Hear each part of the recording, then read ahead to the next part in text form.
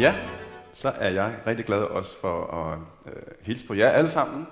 Niels Christian Hvidt er mit navn, som I måske ved, Thomas sagde. Og ja, jeg har jo kendt Vasula i en del år. Og derfor er det også en glæde. It's a special joy for me also to bid you welcome, Vasula, and welcome also to Jolla, Vasulas companion. So,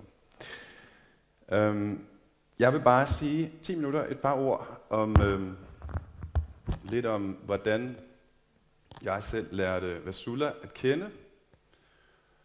Og så lidt om den profetiske tradition, fordi det var det, der blev til min doktorgrad, som jeg skal fortælle lidt om. Og jeg vil lige sætte Vasulas oplevelse, Vasulas erfaring ind i en ramme, ind i en kontekst af en klassisk kristen profetisk tradition. Fordi jeg mener, at det er her, den hører hjemme, og det er sådan, den skal forstås. Men for at starte med begyndelsen, så var jeg som gæst i begyndelsen af mit teologistudie på øen Patmos. Mange af jer kender sikkert Patmos, det læser man om. Det er en ø, en græsk ø, som man læser om i den sidste bog i Bibelen, Johannes åbenbaring, også ofte kaldet Apokalypsen. Og der kan man læse, at Johannes var på Patmos, da Guds ord kom til ham. Og han nedskrev sig de her fantastiske visioner, og som senere blev til stor opbyggelse for datidens kirke. Og det har ligesom været indgangen til den her kristne profetiske tradition, også ofte kaldet en apokalyptisk tradition. Og den støtter jeg også på den her ø i starten af mit teologistudie. Jeg kom som gæst og fik lov til at bo på klostret. Jeg boede op, jeg kan ikke helt se det, men et af de her vinduer øverst op på klostret. Det er jo en gammel fæstning fra korsfarerne, og det her, det var udsigten fra mit værelse. Et fantastisk sted og et fantastisk besøg at få lov til at bo sammen med de her munke. Først 2 uger på Patmos, det var især en gammel munk, som hed Father Pavlos, som tog imod mig, som han plejede altid at klappe på skulderen og sige, my spiritual son. Og så glødede han sig lidt i skæg og syntes, det var sjovt, at der var kommet en fra Norden, som ville lære noget af dem. Men det var sådan set derfor, jeg kom. Jeg vil gerne vide, hvorfor de kunne finde på at give hele deres liv til at blive munke. Hvad er det, der driver værket i sådan et foretagende? Hvad er det for et nærvær, de oplever? Hvad er det for en energi og en kraft, de oplever? Og en kærlighed, eller hvad det er, der fylder den, som gør, at de kan fravælge familie. Det var jeg fascineret af. Hvad er det, man oplever, som får en til at vælge noget så for mig, eller for mange mennesker, at se noget så sindssygt, som at ofre et helt liv. Og det var derfor, jeg rejste til Patmos og mødte også nogle helt fantastiske mennesker, må jeg sige, som netop var opfyldt af en stor fred og en enorm kraft også, som jeg var meget imponeret af. Og efterfølgende var jeg et andet sted i Grækenland 1,5 måned. Men det var her på Patmos, at jeg første gang stødte på Vasulas budskaber. Munkene havde mødt Vasula nogle uger før. Nogle måneder var det vist helt præcis, jeg tror 2 måneder før. Hun var på besøg og havde talt med dem om sin oplevelse på det tidspunkt, var Vasula fuldstændig ukendt. Der var ingen bøger. Og munkene de havde nogle fotokopier af de første budskaber, som de havde fået af Vasulas søster, der boede på Rhodos. Og dem fik jeg også lov til at læse, og for mig var det her noget, som jeg følte, det jeg læste i de her budskaber, var noget, jeg kunne genkende i mit hjerte fra bønnen, og selvfølgelig tjekkede jeg, om det var et eller andet skørt, eller om det hang sammen med det, som jeg som teolog kendte som et bibelsk budskab, og det synes jeg i høj grad, det gjorde. Så her mødte jeg noget, som jeg følte lidt, det var det, jeg var kommet til Patmos for. Altså jeg følte ikke bare, at jeg var kommet til at møde de her munke, men der var noget helt specielt omkring Vasulas budskaber, som rørte mig dybt. Og efter at have været der sendte munken mig altså til Rhodos, hvor så Vasulas søster også boede. Og hun gav mig så alle de her mange fotokopier på det tidspunkt, sådan en ordentlig stabel af fotokopier med Vasulas budskaber. Og der var vi så i det her kloster på Rhodos midt ude i skovene. Om formiddagen arbejdede vi i haven, så var der tid til at bede lidt, så fik vi frokost, og så havde vi eftermiddagen fri, hvor jeg så brugte tid på at læse fra ende til anden, og også læse nogle andre kirkefædrene. Det var en fantastisk tid. Og det gjorde også, at da jeg så vendte tilbage til København, så skrev jeg min første bacheloropgave omkring det profetiske. Jeg sammenlignede Vasula og Birgitta af Sverige, og fandt rigtig mange ligheder, nogle forskel selvfølgelig, for der er trods alt 700 år imellem, med nogle meget fundamentale ligheder. Og så min vejleder på det tidspunkt, Peder Nørgaard Højen, han sagde, det her det er meget spændende, det er anderledes, det er nyt, men tror du ikke, vi skulle have 5 siders introduktion til, hvad er egentlig kristen profeti for noget? Jo, sagde jeg, kan du ikke lige give mig et par titler, Peder, så skriver jeg lige noget sammen. Så sad han og glødede sig i skægget, han har også skæg, ligesom Fader Pavlos her. Og så sagde han, nu du siger det, jeg kan ikke rigtig komme i tanker om nogle titler. Og så begyndte jeg at lede i bibliotekerne og kunne intet finde. Det eneste var en bog fra 1964, Les Révélations dans l'Église, åbenbaringerne i kirken. Og det var sådan det nærmeste, vi kom til sådan en profetisk kristen profetisk teologi. Og så havde vi jo fundet guldægget, der var altså noget her på det teologiske landkort, der var uopdyrket, og det blev så til et speciale og en prisafhandling, og siden til et doktorstudie på Gregoriana Universitetet i Rom, som I ser her. Og der boede jeg så i 7 år, og det sjove var, at efter jeg havde været der 1 år, så fik Vasulas mand Per, som I ser her, et job i FN. Det var et job, der egentlig skulle have ligget i New York. Det var et nyt initiativ under FN, men de arabiske nationer ville gerne have det lidt tættere på dem, og derfor kom det til at ligge i Rom. Og sådan gik det altså, at Vasula, som ligesom Birgitta også kom til Rom, på samme måde kom Vasula også til Rom med sin mands arbejde, og fik dermed også meget tættere adgang til mennesker i Vatikanet, som hun mødte og havde dialog med. Det var en rigtig spændende tid. Og det var altså 6 år, Vasula så boede i Rom. Og vi endte med begge to stort set at rejse derfra samtidig. Jeg skulle giftes, og Vasulas mand fik et nyt job i Washington. Så der var den tid, var ligesom omme. Det var doktorafhandlingen, som så kom på 2007, og samme Ratzinger, som jeg havde interviewet tidligere, skrev også forward til den, men det var så også ham, der havde en dialog med Vasula, som jeg skal fortælle lidt om 2 sekunder her til allersidst. Men før det, et par ord om, hvad der er så interessant med det profetiske i kristendommen. De fleste ved jo, at der findes profeter i Det Gamle Testamente. Her er det Michelangelos, et af hans mange billeder fra det Sixtinske kapel, af forskellige profeter i Det Gamle Testamente. Han sætter dem sammen med de græske sybiller.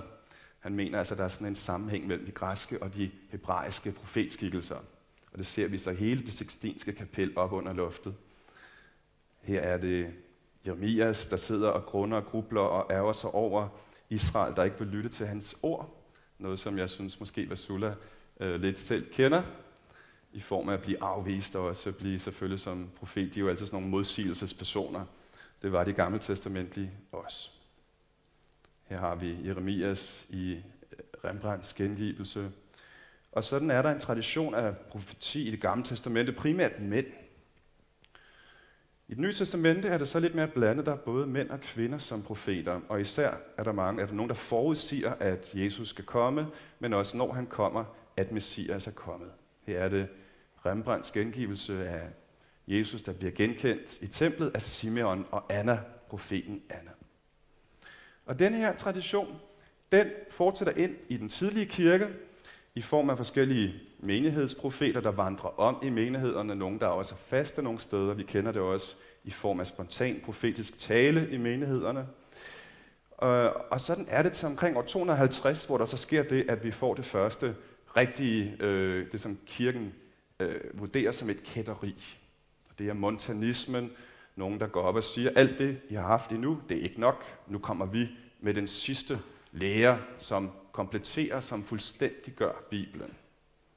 Det var montanismen. Og der blev kirken rigtig bange, fordi hvis profeter altid kan komme og lige opdatere et eller andet ekstra, så har vi aldrig nogen kanon, så har vi ikke et normativt vidnesbyrd om, hvad er egentlig kristendom for noget.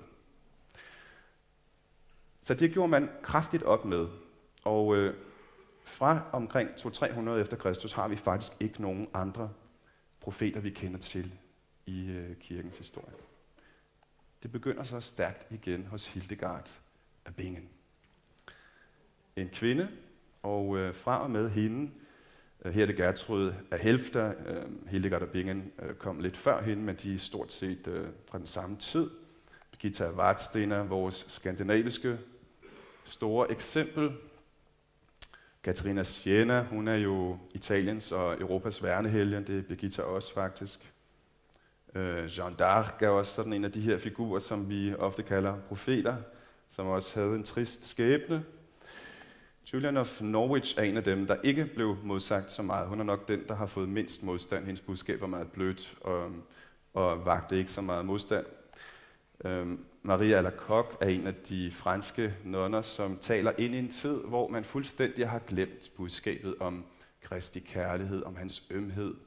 Gud er blevet den fjerne dommer, som man slet ikke tør nærme sig. Der er ingen, der tør gå til alters. Man kan kun komme til Kristus igennem Maria og helgenerne, og det er i det hele taget en meget streng tid, vi er i. I jansenismen her i Frankrig, der kommer en fuldstændig umyndig nonne og fortæller, at kernen i Jesus er hans hjerte, altså sådan en meget øm, meget anderledes åbenbaring om Kristus, som så fornyer kirken på det tidspunkt. Jesuitterne overtager hendes budskab og bærer det ind i den del af historien som Jesu hjertetradition. Vi har en Jesu hjertekirke her på Vesterbro, og den har sit navn fra denne her tradition.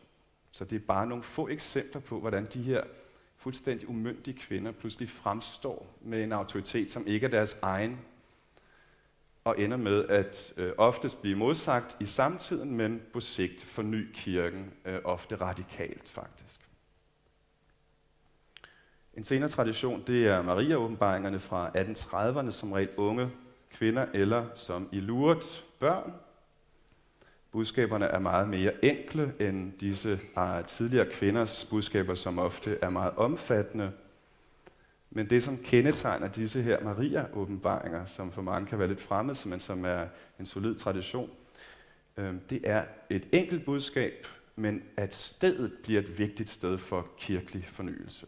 Og sådan har det også været for eksempel med Lourdes, La Salette, som I ser her.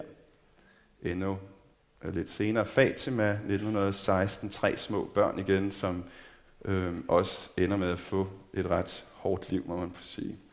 Og så er der Garabandal 1960'erne, også nogle børn, der også har nogle visioner, som også går ind i kirken som et kald til omvendelse. Og i nutiden har vi selvfølgelig et sted i Jugoslavien, eller det tidligere Jugoslavien, det nuværende Bosnien, som mange sikkert kender, Medjugorje, hvor 6 børn siden 81 har fået nogle af de her Maria-åbenbaringer, som også har fået en enorm effekt i kirken. Der er 30 millioner mennesker, der har besøgt Medjugorje, så det er også et fænomen i nyere kirkehistorie. Mirna Nasur er en, som jeg også har skrevet om. Hun minder på mange måder om Vasula. Hun er fra den græsk-katolske kirke, har et budskab om kirkernes enhed, om at kirkerne skal omvende sig og blive genforenet, fordi så længe vi kristne lever i adsplittelse og bekæmper hinanden, så er kirkerne i synd nærmest, som hun meget klart siger. Og det er noget af det samme, som vi skal høre, hvad Sulla fortæller om bagefter. Så det er altså et meget kort vy over en historisk tradition for ofte meget umyndige mennesker, som regel er det i nyere tid i hvert fald kvinder, hvor det i det gamle testamente primært var mænd. Der er det i kirkens historie primært kvinder.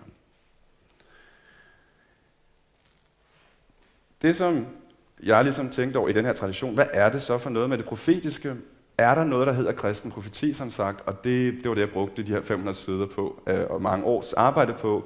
Det mener jeg i høj grad. Vi har en fuldendt åbenbaring, vil man sige, som kristen kirke, men denne åbenbaring har behov for aktualisering, på at blive båret ind igen på ny i tiden, og blive ligesom jeg vil sige, fortalt på en måde, så det giver mening til samtiden. Og det er jo også det, som de her kvinder og de her profetskikkelser oftest har gjort. Og det er også lige præcis Vasulas opgave, så vidt jeg kan se.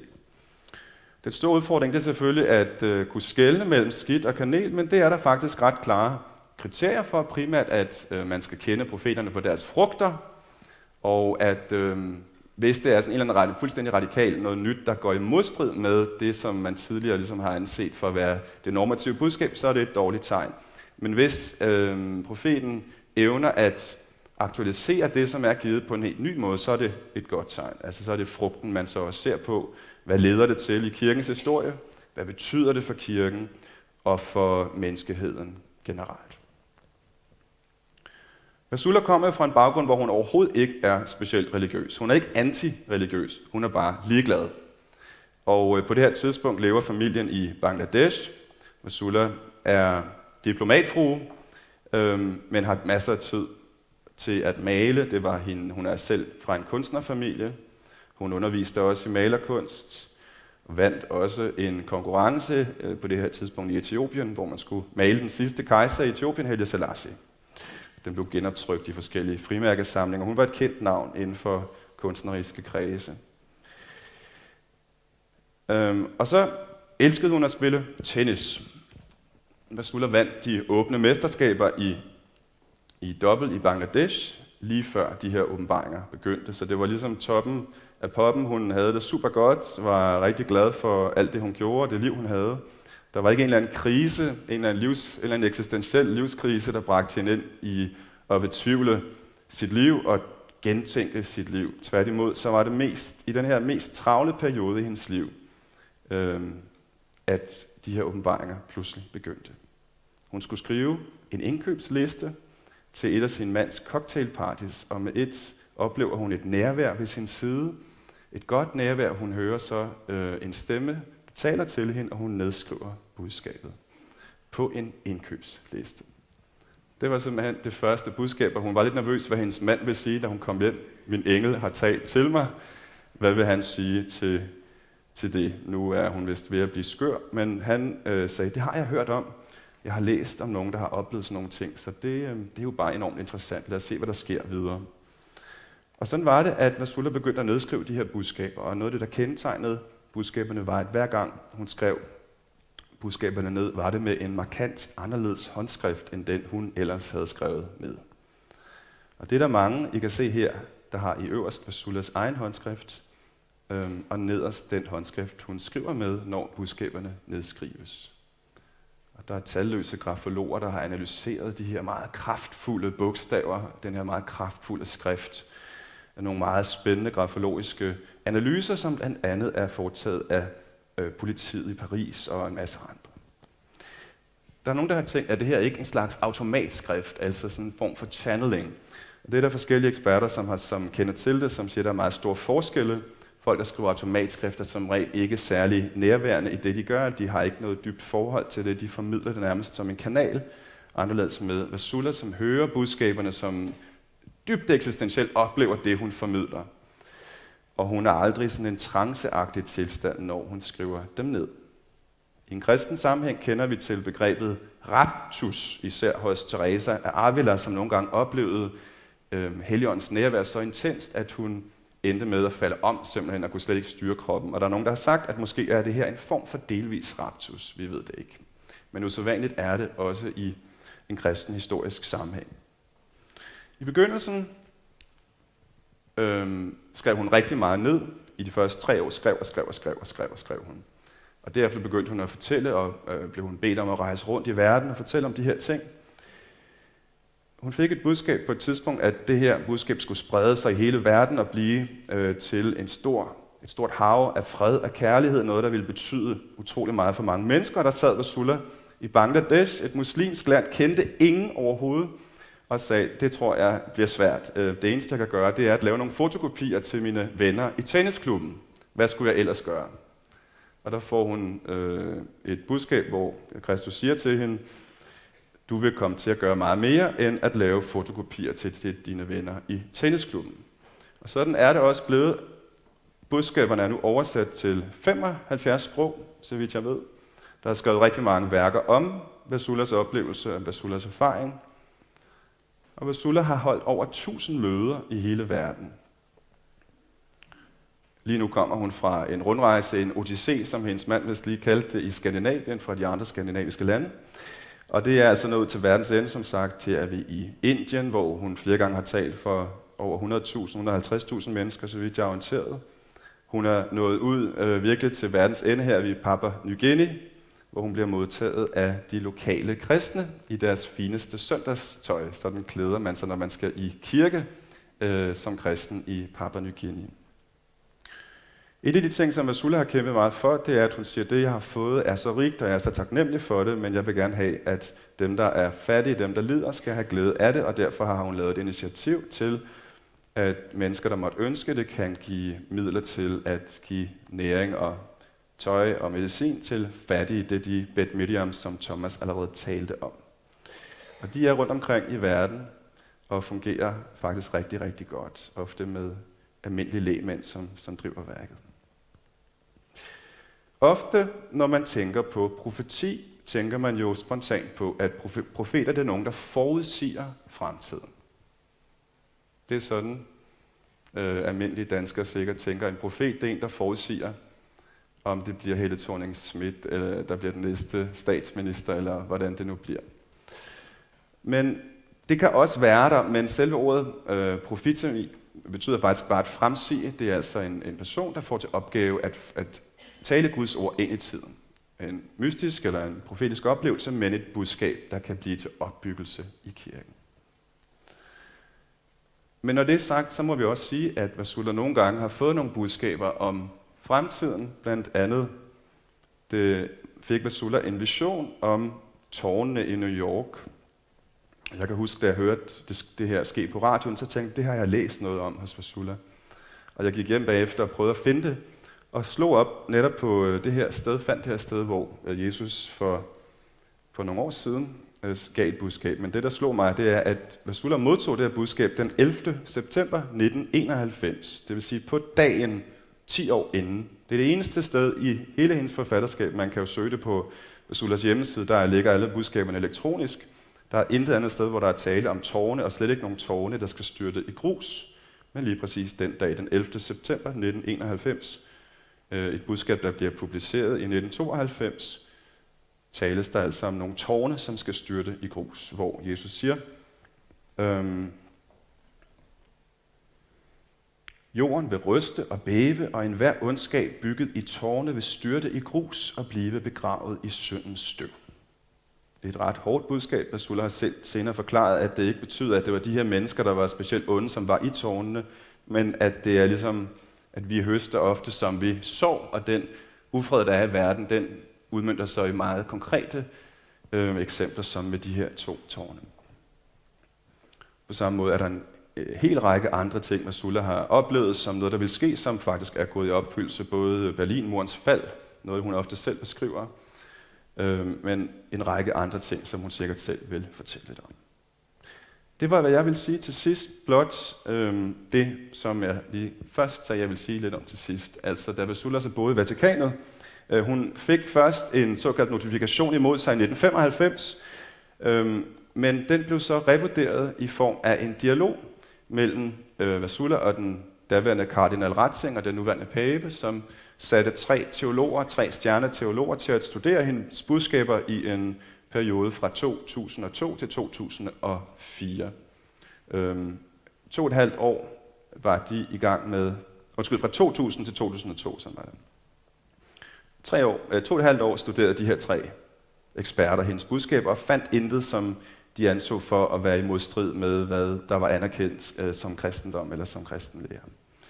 Og det ledte så til, at man meget forsigtigt skrev til verdens biskopper, at Vasula nu havde givet nyttige klargørelser. Useful clarifications. Et meget forsigtigt begreb, må man sige. Men det er typisk Vatikanet, når folk stadig er levende, så er man meget varsom, og det kan man jo også godt forstå. Men det var altså den måde, som man tilkendegav på, at der havde fundet en positiv dialog sted. Og den kan I læse om på en rapport, jeg selv har skrevet, cdf-tlig.org. Og så har I Vasulas, den hjemmeside, der er lavet omkring Vasula, tlig.org, hvor budskaberne også ligger. Den danske side, som Thomas også nævnte, bedegrupper.dk. Og en side, der hedder sandlivigud.dk, er også god at blive klogere på. Og så er der min egen præsentation af doktorafhandling om den kristne profeti på christian-prophecy.org. Det er nogle ressourcer, I kan tage med hjem og studere videre på. Og dermed, hereby it is an honor for me to be able to welcome you, Vasula. Please come to the podium, please address the crowd.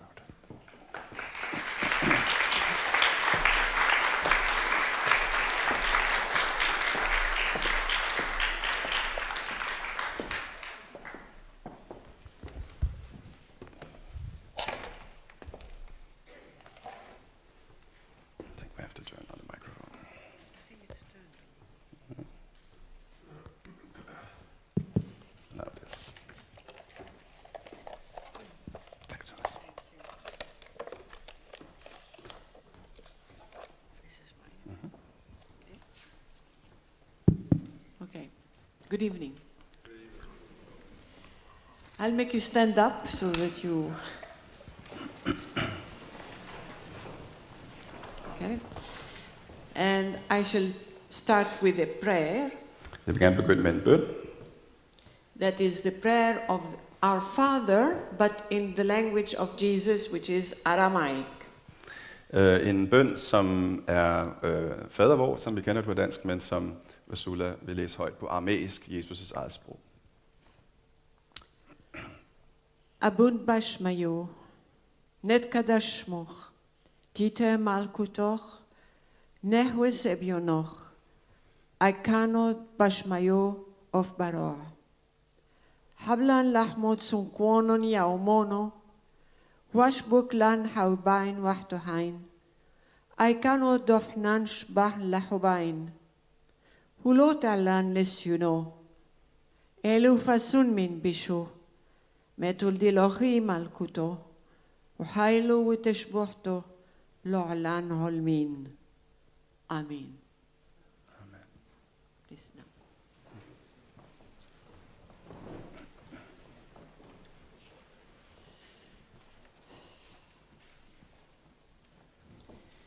So, I'm glad to be back here in Denmark. Glad for at være tilbage her i Danmark.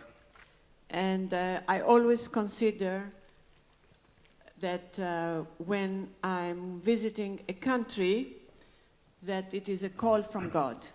Jeg oplever altid, at når jeg besøger et land, så er det en kaldelse for mig fra Gud. God never gets tired. Gud bliver aldrig udmattet. He will come and repeat. Han kommer og gentager, And repeat. og bliver ved med at gentage og gentage. Until the deaf ear can hear. Og indtil det døve øre kan åbne sig og høre. I have been many times in the same country. Jeg har været mange gange i de samme lande, And that was probably because the Lord's words were not really lived. og jeg tror, det er fordi, at Guds ord ikke bliver levet. So here we come again. Så her kommer vi igen. And this time, Og denne gang, they should really penetrate you så håber jeg, at de virkelig vil trænge ind i jer, disse ord. and put you aflame Og give jer en flamme with the indeni, power of the Holy Spirit. med Helligåndens kraft. Because that's what He wants. For det er hans ønske. He wants you to become witnesses. Han ønsker, at de skal blive budbringere. You know, the world needs evangelization. Verden har brug for evangelisering. The Lord said so many times in the messages, Gud sagde mange gange i Sandt Bliv Gud budskaberne, go and Christianize a de-Christianized society. gå ud og kristianisere et ikke længere kristent samfund. So this is what's needed, and we can see it. Det er det, der er behov for, at vi kan se, at der er et behov. The Christians are diminishing, De kristne bliver færre. and they kind of lost the taste of God. De har mistet sansen for Gud. I'm saying taste of God, Jeg vil sige sansen for Gud, eller smagen for Gud, men jeg tror, det danske ord er because sans. that is what God exactly wants from you. For det er det, som Gud ønsker af os, af jer. To get to know Him At de lærer ham at kende, and understand Him, at de forstår ham. and taste His sweetness. At de ligesom smager og sanser hans sødme. We cannot love somebody Vi kan ikke elske en, without knowing uden Him. at vi kender It's vedkommende. normal. Det er normalt, sådan er det. So that is why many people out there Jeg tror, det er derfor, at der er mange mennesker derude, do not know God, som ikke kender Gud. and so they kind of abandoned God. Og derfor har de ligesom forladt, givet Gud op. And they are satisfied with their own life De er tilfredse med de liv, som de leder. because they believe they can live without God. De er endt op med at tro, at de kan leve uden Gud. But the soul Men needs God. sjælen har brug for Gud, behøver Gud. In the messages, the Lord says, without me, your table is empty. Gud siger i budskaberne, uden mig er dit bord tomt, But with me, your table is full. men med mig er dit bord fuldt. God is a plus in our lives. Gud er et plus i vores liv. So that is why we should come closer to God, Det er derfor, vi skulle komme tættere på Gud. but most of all, taste his sweetness. Men mest af alt erfare eller sanse eller smage hans sødme. Many people, many Christians, made intellectualized God. Der er mange kristne, som har intellektualiseret Gud. He's up there somewhere. Han er deroppe et sted. They speak about God, De taler om Gud, and then they don't feel God. men oplever ham ikke, føler ham And the ikke. sweetness of God is something amazing. Guds sødme er noget helt utroligt. I will speak today of some of my experiences, Jeg vil tale i dag om nogle af mine erfaringer, nogle af mine oplevelser. and these experiences were given to me because I should share them with you. Disse erfaringer har jeg modtaget, fordi jeg skal dele dem med So jer. that through these experiences that I will tell you, Igennem disse oplevelser, som jeg vil fortælle jer om, they will approach you to God. der vil de også bringe jer tættere på Gud. Because this is what he wants, our For Lord. det er det, der er formålet.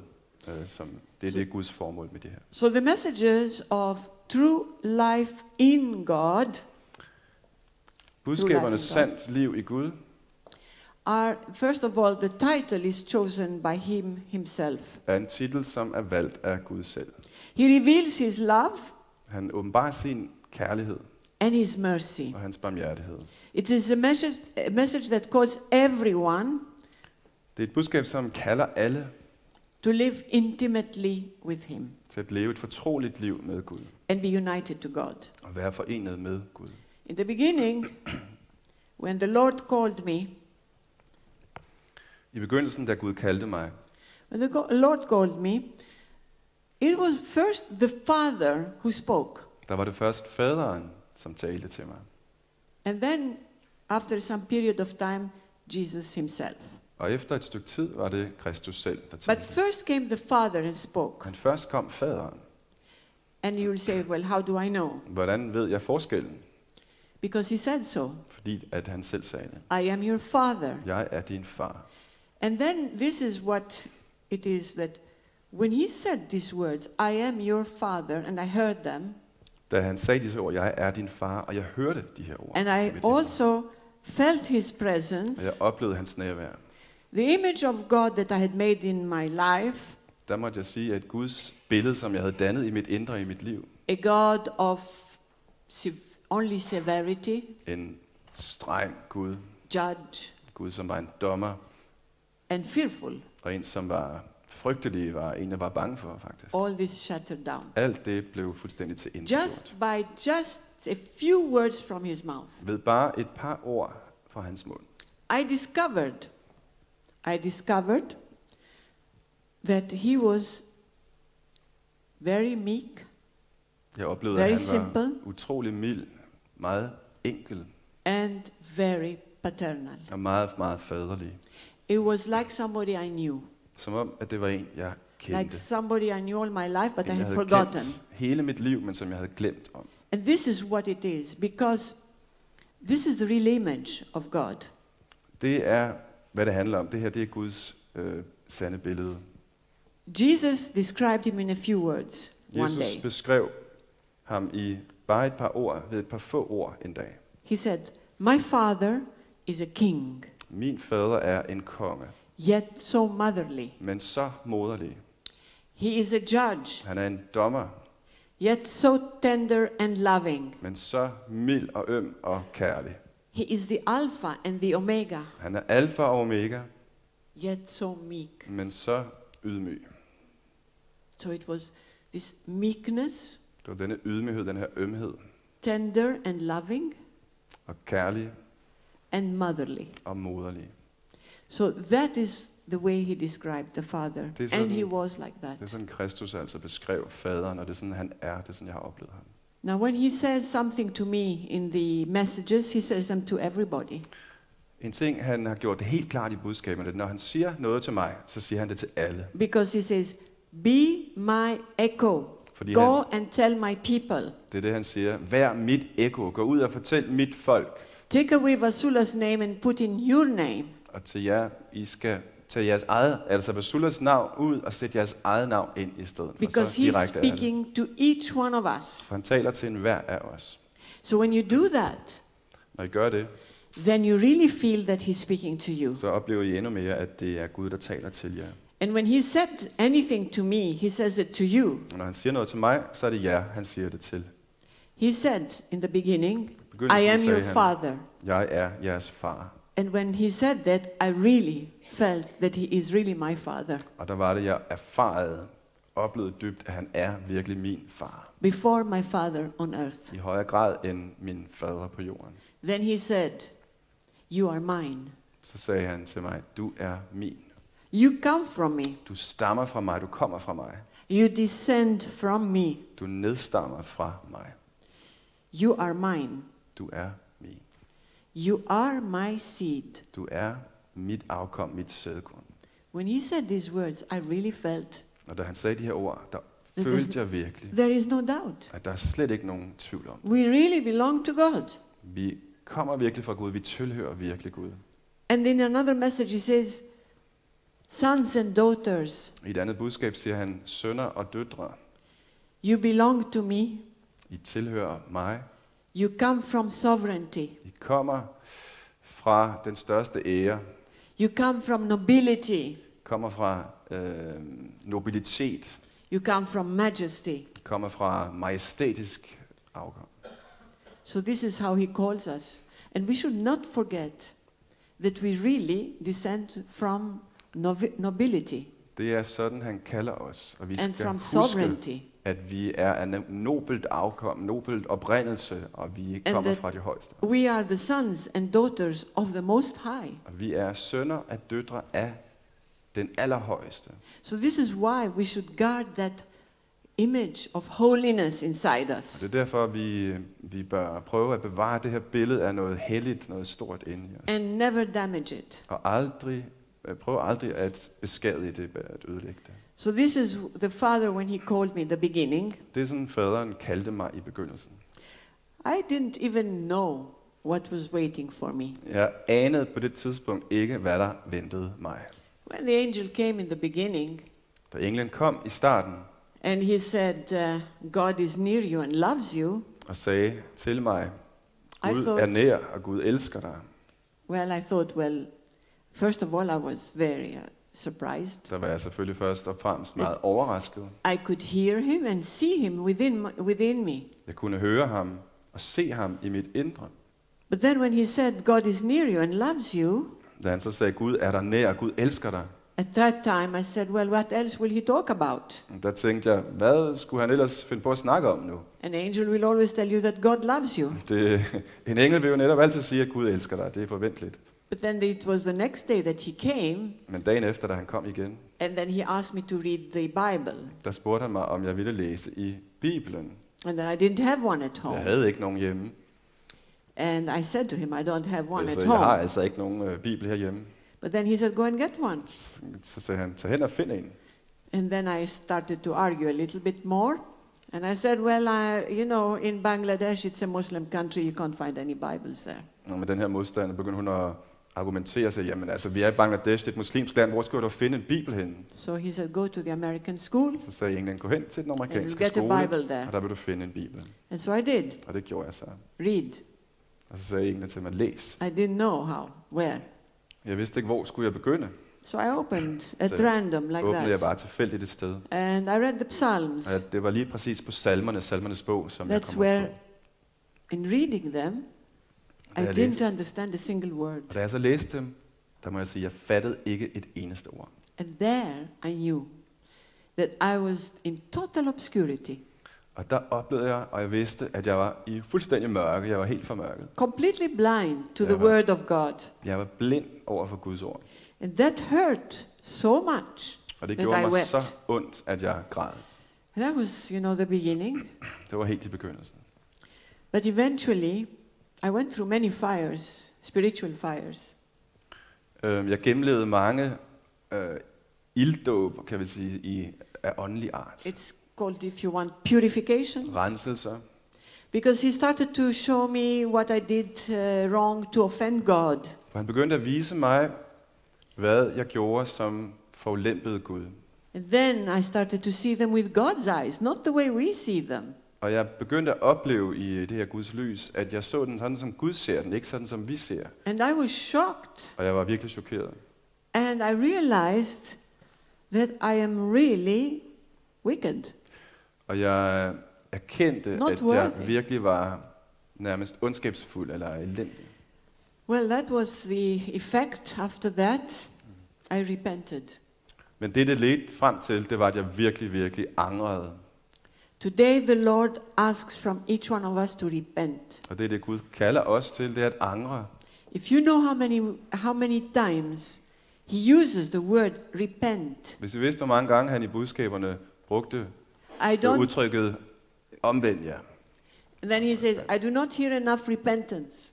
Og han har sagt flere gange, jeg synes ikke, jeg hører nok, at folk virkelig omvender sig. The people live as if they live forever on this world. Mennesker i verden lever, som om, at de skal leve for evigt her på He jorden. says, live as if it is your last day on earth. Men det Gud, han kalder os til, det er, at vi lever, som om det er vores sidste dag her på jorden. Be ready to face me. Vær klar til at møde Do mig. not wait. Vent ikke. So this is the call from God. Og det er altså Guds kaldelse. It is a call to turn our lives into an unceasing prayer. Det er en kaldelse til, at vi vender vores liv, vi transformerer vores liv til en grænseløs, til en endeløs bøn. And I will speak about what is the unceasing prayer. Og jeg vil tale om, hvad denne her grænseløse bøn handler om. It is a call to make peace with God and reconcile with Him after a time of rebellion. Det handler om at omvende sig efter en tid med oprør. It is a call from God for unity and reconciliation. Det er et kald fra Gud til omvendelse og til forsoning. And that is the most heavy part of the mission. Og det er for mig virkelig den tungeste del. God af min does mission. not like our division. Gud ønsker ikke vores adskillelse, vores division. Division does not come from Him. Den her splittelse kommer ikke fra Gud. It is from the pride of man, pride, Det kommer fra menneskets hovmod, prejudice, fra fordomme mod hinanden, quarrels, fra forskellige kampe, and the blown up ego of men. og disse opblæste egoer, som kendetegner os mennesker. All this has to be wiped out. Og det er det, som skal renses. It is wiped out and die to oneself. Sådan så at mennesker dør til deres eget ego. Crucify self and ego. At man ligesom korsfæster sit selv, sit ego. When Christ approached me, Da Kristus kom til mig, after he had asked me first, do you want to serve me? da han først havde spurgt mig, ønsker du at tjene mig? When I heard these words, Da do jeg you hørte want me disse ord, to serve me? vil du tjene mig? I was afraid. Der var jeg bange. So I lifted my hand Så jeg tog hånden bort fra papiret, because I didn't want this to be for written. jeg ønskede ikke, at det skulle blive skrevet ned nogen steder. Everything I heard, I wrote. Ellers så havde jeg altid skrevet alting ned, som jeg hørte.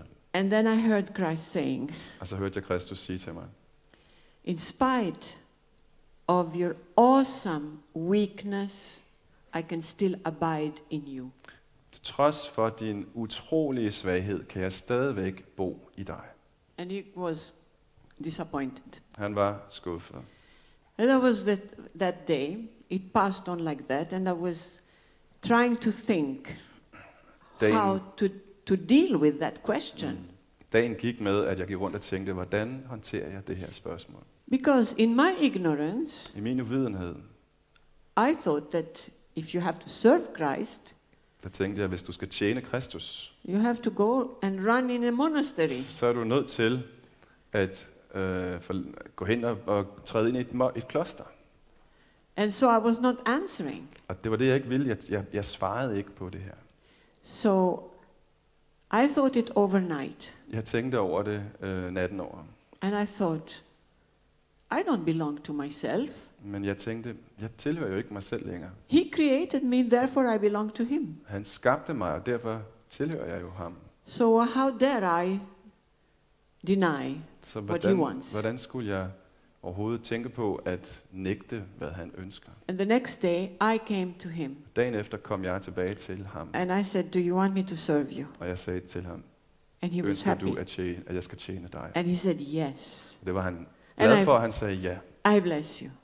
Jeg velsigner dig, And you will serve me og du vil komme til at in tjene the mig world i verden, where they spit on me, hvor de spytter på mig, where they scourge me, hvor de pisker mig, where they insult me, hvor de forlemper mig, and where they re-crucify og me. hvor de korsfæster mig på ny. You will go out in the world and witness for me. Du vil gå ud i verden og være et vidne for mig. So allow me to form you. Så tillad mig at forme dig. Die to yourself Dø til dit ego, and allow my Holy Spirit to breathe in you. og tillad min Helligånd at ånde frit i dig. To transfigure your soul At transfigurere, at forskønne, at from a desert transfigurere din sjæl fra en ørken into a garden til at blive en have, where I can have my rest in you. hvor jeg kan hvile i dig. This is for all of us. Og det er Allow my selvfølgelig- Holy Spirit og det er til alle, tal til alle os. Tillad min Helligånd to transfigure your soul at forvandle din sjæl into a palace til et palads, where I can be king and reign over you. hvor jeg kan være konge og herske over dig. Allow my Holy Spirit to transfigure your soul Tillad min Helligånd at forskønne, at forvandle din sjæl into a heaven, til en himmel. where in this heaven you will glorify me. Og i denne himmel, der vil du forherlige mig. Yes. So this is the transformation Det er den her forvandling, that transformation, the Lord can do in us som Gud kan virke i os, i vores if we indre, abandon hvis vi ourselves. overgiver os selv til ham. And that was the beginning. Og det var simpelthen begyndelsen af min And kaldelse. then he comes up with a question, with a command, I would say. Og derefter kom han med det her spørgsmål, som i virkeligheden var en befaling. He said, "Which house is more important, your house or my house?" Han spurgte mig, hvilket hus er det vigtigste, dit hus eller mit hus? And I said, "Your house, Lord. Og jeg svarede, det er dit hus, herre. Revive my house. Og så svarede han, genopliv mit hus. Embellish my house. Forskøn mit hus. And unite my Og house." genforen mit hus. So I said, "I don't know how to do this. Og jeg svarede, det aner jeg simpelthen ikke, hvordan jeg skulle gøre. I know nothing. Jeg er et intet. I hadn't any catechism Jeg either. har ikke haft nogen oplæring, ingen katekese. I Jeg ved thought intet. the church was one. Jeg troede, at kirken var ét. I didn't know it was divided. Jeg anede på det tidspunkt ikke, at kirken var splittet i forskellige fraktioner. So he said, "I want a nothing, be nothing. Men han svarede, det er lige præcis det, jeg ønsker. Jeg ønsker et intet. So that through your nothingness, Så at du gennem din intethed, I shall show my authority at jeg derigennem kan vise min autoritet. and that I am. Og at jeg er. So be nothing." Derfor vær intet. We know that God works through weakness. Vi ved, at Gud virker igennem svaghed. When he said, "You will go around the world and give my messages," Da han sagde til mig, du vil komme til at rejse rundt i verden og videregive mit budskab, I couldn't see how this will happen. der kunne jeg simpelthen ikke se, hvordan det skulle kunne ske. You know, God is a God of order. Gud er en ordens Gud. And he repeats himself Og sometimes nogle gange gentager han sig selv, because this is the pedagogy of God. for det er Guds pædagogik. I will give an example. Når man giver et eksempel. For instance, my son, when he was smaller, For eksempel, da min søn var lille, he used to come from school, plejede han at komme hjem fra skolen. and as he entered the door of the Og house, da han kom ind af husets dør, first he kicked out his shoes. så smed han altid først, sparkede han sine sko af først, While walking to his room, Og he så would løb han op drop på out sit his værelse. jacket on the floor, og smed jakken på gulvet, and then he would drop out his bag og så smed han lidt længere hen i sin taske, until he reaches his room. He indtil had han nåede dropped sit værelse, og several så havde things. han out. kastet en masse ting på vejen til sit værelse. And I would say, "No, Og jeg plejede at sige til ham, nej, put everything in its place. læg alting på rette plads med det samme. I've told you before." Det har jeg jo sagt til dig før. So he would do it så gjorde han det som regel. for 2-3 days. I 2 til 3 dage, Then again, he'll do the same story. og så igen den samme historie. We are the same. Og vi er på mange måder lige præcis som ham. We need to be reminded all the Vi har time. brug for igen og igen at blive påmindet, And that is God's pedagogy. og det er Guds pædagogik. He will say it in one way, and he'll say it in another På way, et tidspunkt vil han sige det, han gerne vil sige på en måde, og senere vil han sige det på en lidt anden måde. so that everybody understands. Sådan at alle får en chance for at forstå det. So he had said that this message will go around the world. Han havde sagt, at dette budskab vil gå hele verden rundt. And I should repeat Og jeg what skal he has simpelthen- said for og min all of opgave, us. det er at gentage, hvad han har sagt til alle os. He comes as a father Han kommer som en fader to reprimand us. for at, Reprimand to scold us. ja, to- for at sætte os på plads, for at korrigere os, for at retvise os. But he does it with love. Men altid med kærlighed. That is the difference. When somebody reprimands you, Det er det, der er forskellen. Når der er nogen, der irettesætter jer, you get hurt så bliver I ked af det. I bliver såret. because love is missing. Fordi kærligheden ikke er i det. But God is love. Men Gud er kærlighed. And when he does it, when he reprimands us, Og når han irettesætter os, you could sense the love behind it. så kan man simpelthen, så oplever man den kærlighed, der er i denne And he will irettesættelse. always end up by giving you hope. Og han vil altid ende op med at give håb. Because when God speaks, For når Gud taler, he doesn't crush you. så knuser han os ikke. He lifts you. Han løfter jer op i stedet for. He justifies you. Han retfærdiggør jer. He does everything to bring you back to him. Han gør alt for at bringe jer tilbage til sig selv. So he comes as a father to reprimand Han us, kommer som en fader for at irettesætte os, but then also to warn us men også for at advare os. that he needs more prayers, At han virkelig har brug for vores bønner, to repent properly, som en indgang til en virkelig omvendelse. and to return to him Og for at vi kan vende hjem til ham. and change our hearts completely. Og forvandle og ændre vores hjerter. So let me just share with you Så tillad mig at dele med jer. because we are living in times of mercy right now. Vi lever virkelig i Guds barmhjertighedstid. But then we feel that the world is getting worse. Men mange af os oplever, at verden ikke går den rigtige vej. Det begynder at gå værre til. God does not punish, Gud, han straffer os aldrig. but we are self-destroying Men ourselves. det vi gør, det er at pådrage os ødelæggelse over os selv. Great apostasy all over Europe. Der er et stort frafald, stort trosfrafald over hele Europa. And this has been already said that in the end of times, Og det which er noget, are der er now, blevet forudsagt, at i tidernes ende, som er nu, the end of times is not the end of the og det world. betyder ikke verdens And of ende, one verdens season. ophør. Det er en tid, en periode, som ophører. Because St. Paul said, you will recognize the end of times Paulus siger, du vil genkende tidernes ende. in 2 Thessalonians chapter Det er noget, 2 han taler om i 2. Thessalonikerbrev, 2. by kapitel. 2 signs. Ved 2 tegn. The great apostasy, For det første er det store trosfrafald. real great apostasy. And the second sign is det the andet spirit of rebellion. Er en oprørets ånd. It is a spirit that says, I do not need God. Og det er lige præcis, det er den ånd, der siger, jeg har ikke brug for Gud. Jeg kan klare mig selv. It apes God. Det er en ånd, der efteraber Gud. And in 28 Ezekiel Og i Ezekiel 28, is the same words, der tales der om de samme ting. that this spirit of rebellion At oprørets ånd, that apes God som efteraber Gud, and thrones itself on God's throne. og som ønsker at kaste sig selv på Guds trone. These are figurative ways of speaking Det her, det er jo billedmæssige måder at tale på. that the Metaphorisk. world glorifies itself. At verden vil forherlige sig selv. And today you have Christians who say, I don't need God. Og i dag har vi jo kristne, som siger, jeg har ikke brug for Gud. So it is Satan again who deceives the world with the first lie he deceived Eve.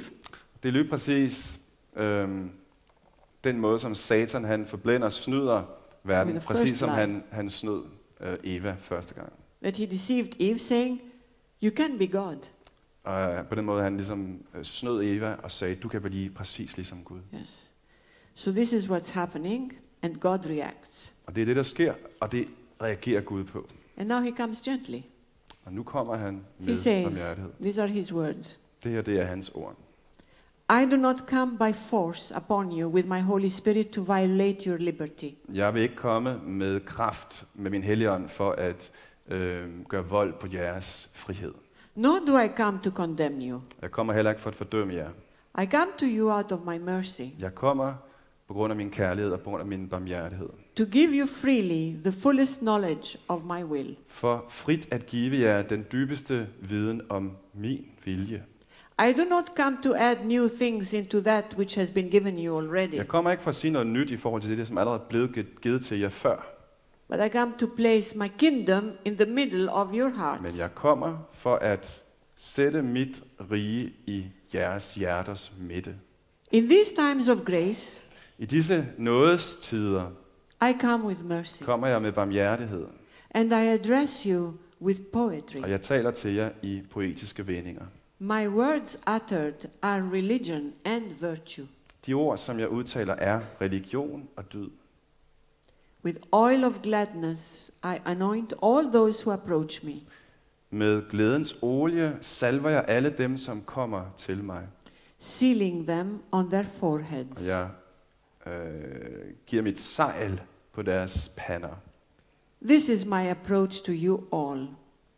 Dette er min adgang, min tilgang til jer alle In these i times, disse timer, my approach is redemption, i denne tid. Min tilgang, det er forløsning. saving help and mercy. Frelsende hjælp og barmhjertighed. I said in the courts of heaven, I himlens sale sagde jeg, I do not wish to watch endlessly and forever jeg ønsker ikke for evigt at se the sinner's death, synderens død grieving, i dyb smerte og sorg, but rather that he returns to me and lives. men snarere at han vender tilbage til mig og lever. From above, I saw a massive graveyard, Oppe fra så jeg ned på en enorm kirkegård. and the Begravelsesplads. stench of the putrefying bodies was spreading in the entire cosmos. Og stanken fra de forrådnende kroppe spredte sig i hele kosmos. The world decaying Denne verden, der er i forrådnelse, is covered by er darkness, dækket af mørke, swallowed by obscurity. indhyllet i mørke og skygge. So am I to see continuously my sons and daughters enslaved and dying? Så skulle jeg blive ved at se på mine sønner og døtre, som er blevet til slaver og som er døende. For how long am I to see my own household torn and asunder? I hvor lang tid skulle jeg se på mit eget hus sønderflået? I made an oath then and said, Der gjorde jeg et løfte. I will give them, through the power of my Holy Spirit, Jeg vil skænke dem igennem min ånds kraft. the grace of their hidden self to grow, Den noget, der Strong. skal til, for at deres skjulte selv skal vokse sig stærke. to anyone who responds to my graceful call, Det vil jeg give til enhver, som svarer på min nådefulde kalden. so that they may live in me, Sådan at de må leve i mig, and I may live in them og through jeg faith. må leve i dem igennem tro. I said, Jeg sagde, in my infinite mercy, i min uendelige kærlighed og barmhjertighed, that I will shed light in this irrational creation, vil jeg skænke lys i denne irrationelle skabning, to enlighten their minds for at oplyse deres sind and renew them og forny dem by spiritual revolution. igennem en spirituel eller åndelig revolution. I myself will lead them into this renewal of self and mind. Det er mig selv, der vil lede dem ind i denne her fornyelse af både sindet og selvet. Leading each one in the goodness and holiness of the truth. Og lede enhver ind til den godhed, som ligger i helligheden og sandheden. My desire to save everyone burns in my heart. Mit længsel efter at frelse enhver I will- gløder i mit hjerte. I will not turn my face away, Jeg vil ikke vende mit ansigt bort, but I will teach each one men jeg vil lære enhver and re-educate them. og igen oplære dem. Yes, indeed. Ja, i sandhed. I, the Lord of heaven and earth, Jeg, som er Herren over himmel og jord, will enkindle this earth with my love. ønsker at opflamme denne jord med min kærlighed.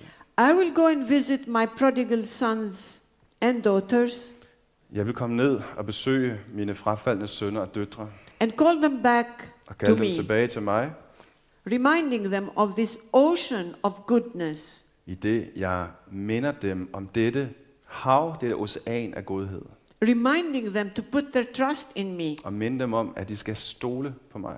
With great tenderness, I will teach them Med stor ømhed vil jeg undervise dem, to practice good så de praktiserer det gode and never yield to evil. og aldrig overgiver sig til det onde.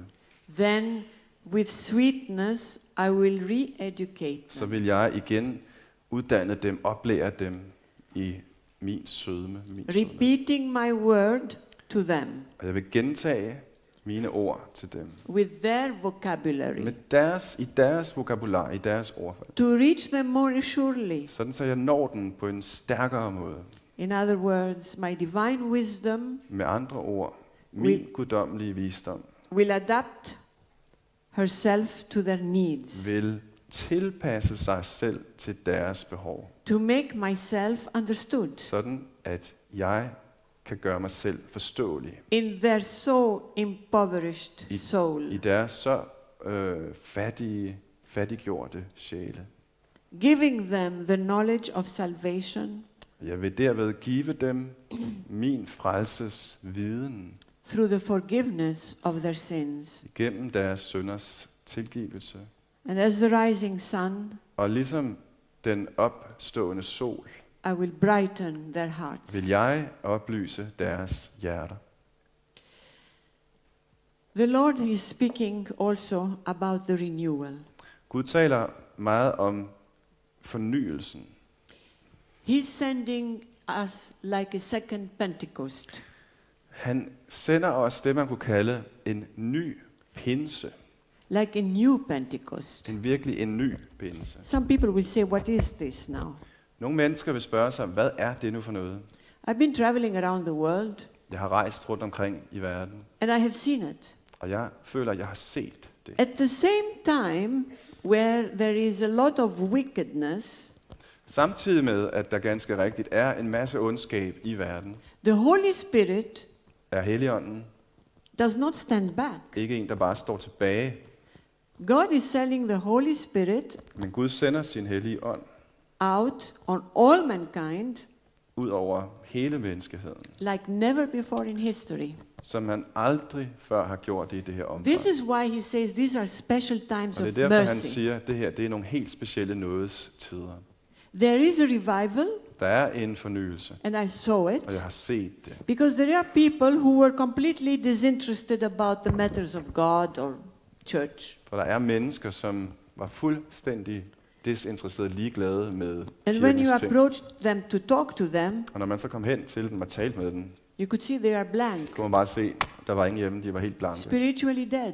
Totalt åndeligt And døde. then suddenly, something Og så happens. sker der pludselig et eller andet i The dem. Holy Spirit, Helligånden, with them having no merit to receive this grace, uden at de havde nogen som helst merit, nogen som helst comes værdighed upon til at that spiritually dead person. kommer Helligånden ned over den her åndeligt And døde he person, breathes a resurrection breath og ånder dette opstandelses åndedræt i dem, and puts this person aflame with his fire. giver til denne person en flamme, sin flamme, And she gets up, or he gets up, og hun eller han rejser sig and has tasted the love of God, og har smagt på, har erfaret his- Guds kærlighed his og sweetness, hans sødme, and had a personal experience with og har God. ligesom haft en virkelig dyb personlig erfaring med Gud, So aflame with the fire of the Holy Spirit, og bliver ligesom opfyldt this af Guds person, ånd, this der ved person denne her person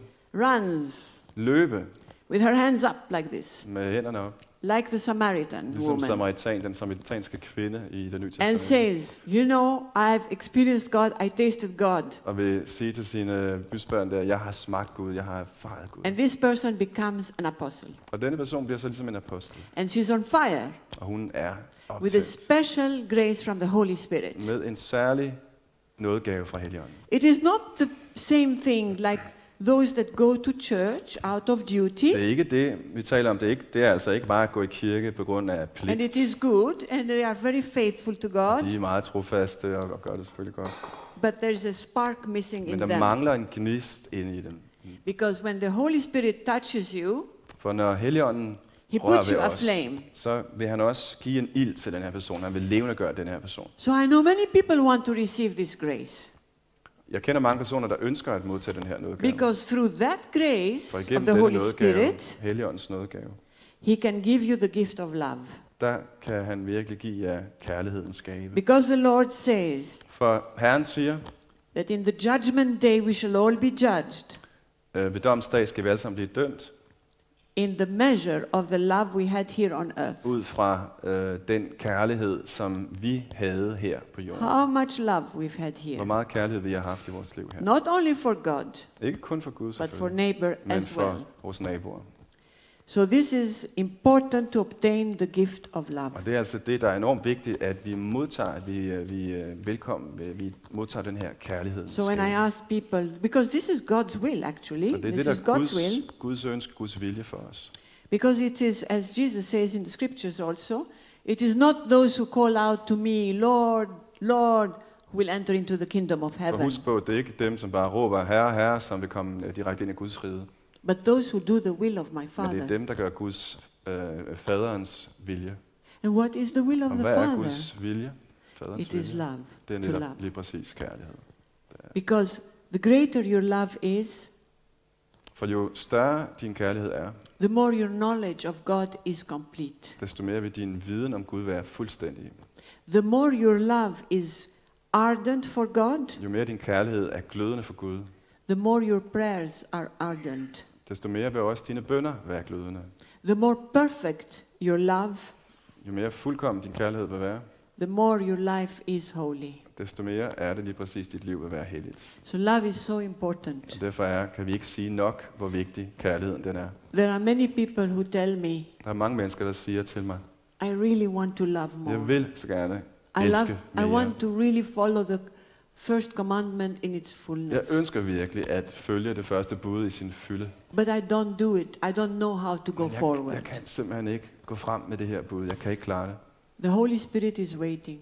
Helligånden er den, der venter. He wants to invade you. Og han ønsker ligesom at invadere jer He wants to possess you. og herske over jer. But he cannot come on a soul who's in debt to sin. Men han kan ikke komme ind i en sjæl, hvor der er en dyb, som har som har synd i sig. Debt. Det, ja, hvor der er en... Debt means that you are in sin. That's what I said. Exactly. So, sorry, did I say something? No, it was just... So, what is needed, the Lord says, first is to repent. Det, som Herren altså siger, der er det første, det er behovet for at omvende sig. Repentance is so important. Og det vi taler om, at omvendelsen er så utrolig vigtig. But mankind, the Lord says, refuses to break with sin.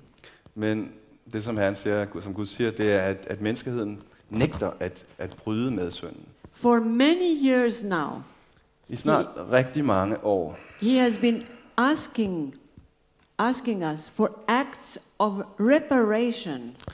har han bedt os om at gøre gerninger, der genopretter, To commit ourselves more to Him. og at overgive os og mere til Gud.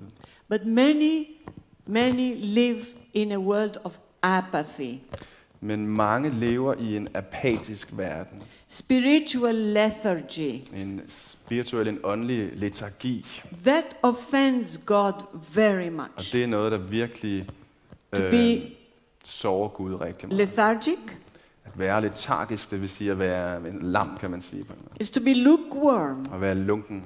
tepid. Ja, Same thing. Same thing. But then he wants you to be either hot or cold. Men det han jo siger, det er, at han ønsker, at I enten skal være varme eller kolde. To be converted, Det at være omvendt, it is not enough without acts of love.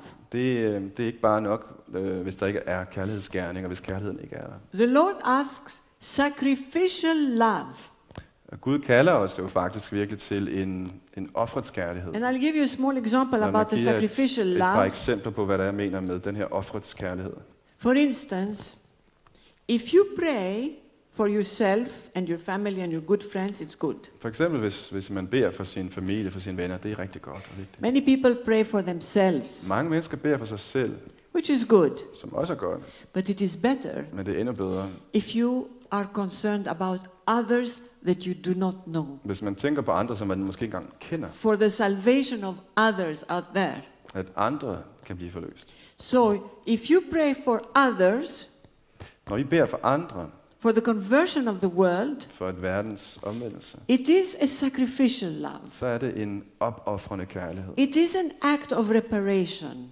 Det er virkelig en handling, som genopretter noget, der er gået i stykker. It is a love without interest. Det er en kærlighed uden egen interesse. It is like as if you're shedding your own blood Som om man udgyder sit eget blod på en måde for others, for andre.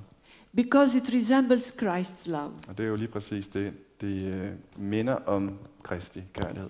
It is to be generous. Det er at være generøs. And many times the Lord says, generosity is missing. Mange gange siger Kristus i de her budskaber, at generøsiteten, den mangler. There's only Der selfishness. er kun selvoptagethed.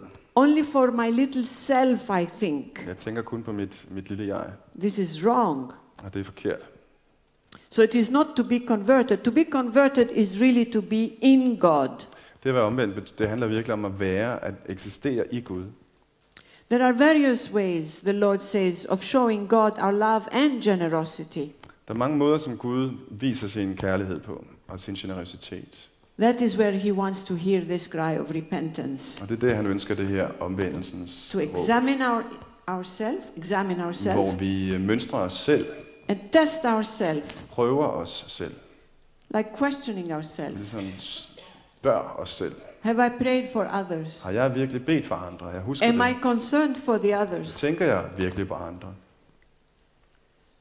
So the prophetic spirit today is pushing us towards unity. Så den profetiske ånd nøder os og bevæger os i dag i retning af enhed. And this I will speak as last. I prefer to speak about prayer right now, Og det er det, jeg gerne vil tale om her til sidst. Det er, hvad bøn kan betyde. because the messages call for an unceasing prayer.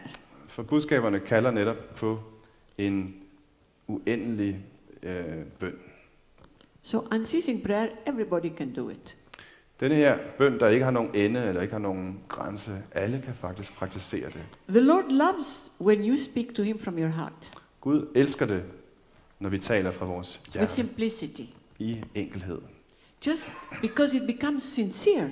Fordi derved bliver det ægte og And you oprigtigt. speak to him like a child. Og man taler ligesom et barn taler til sin far. Because when he said, to love me, Når you Gud have to sagde, approach me.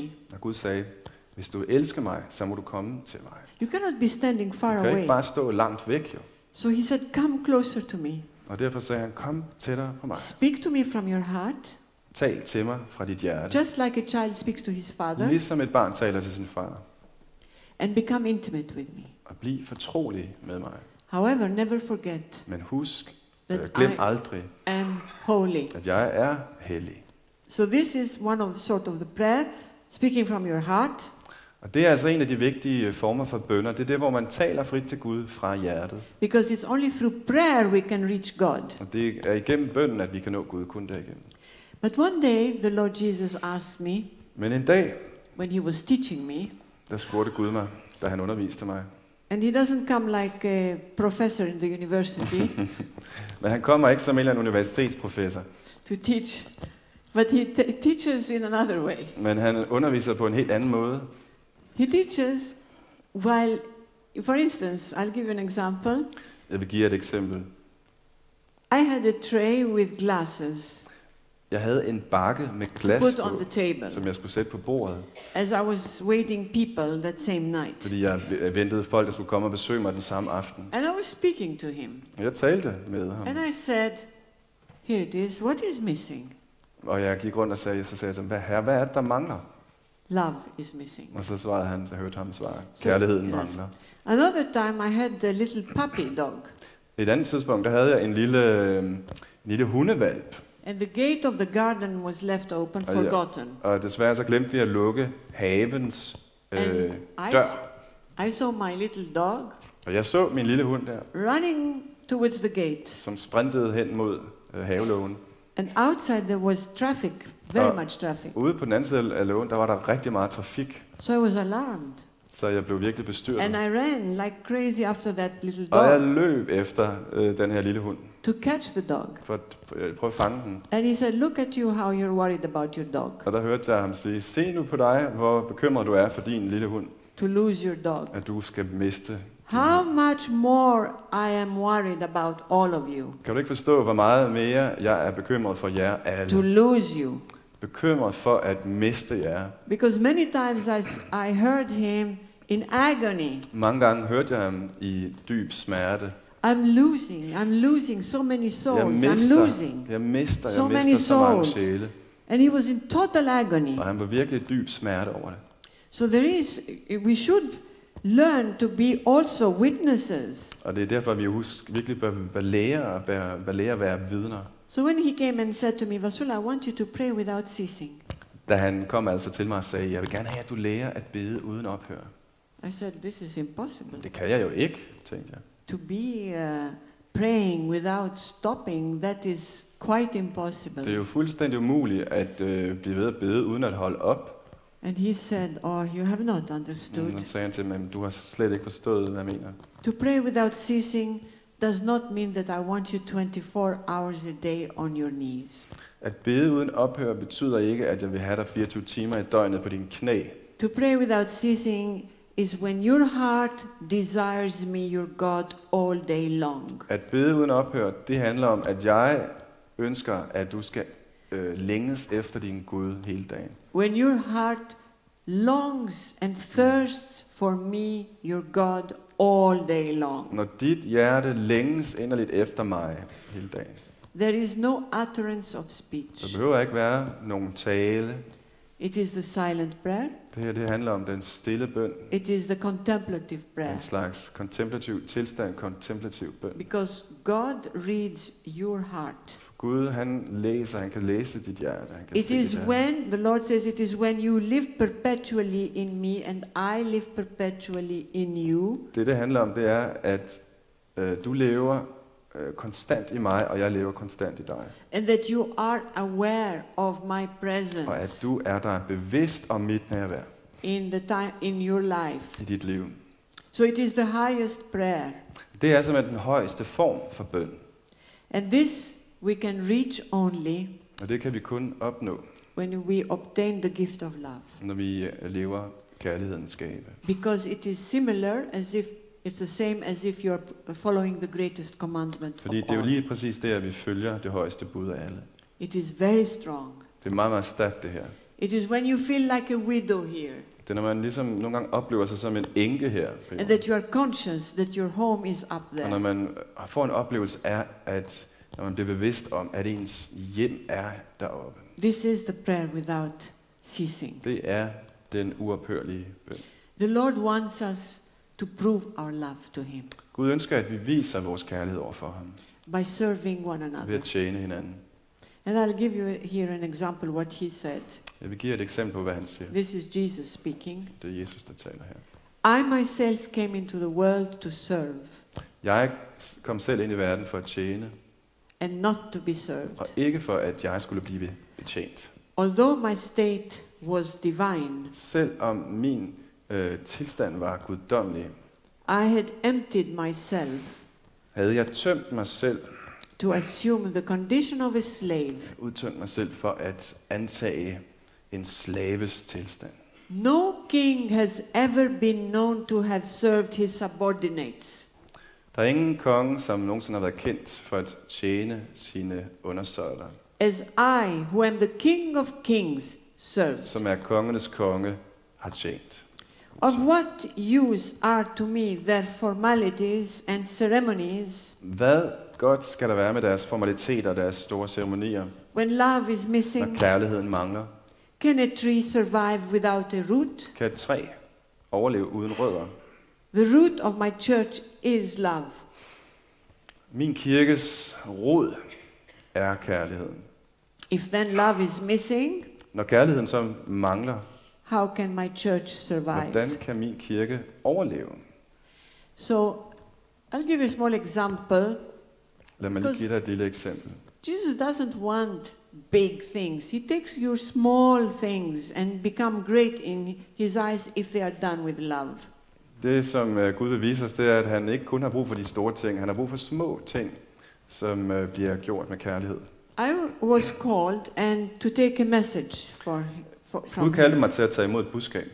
And then, in taking the message, the telephone Men rings. så pludselig ringede telefonen, And he made gesture to I pick it up.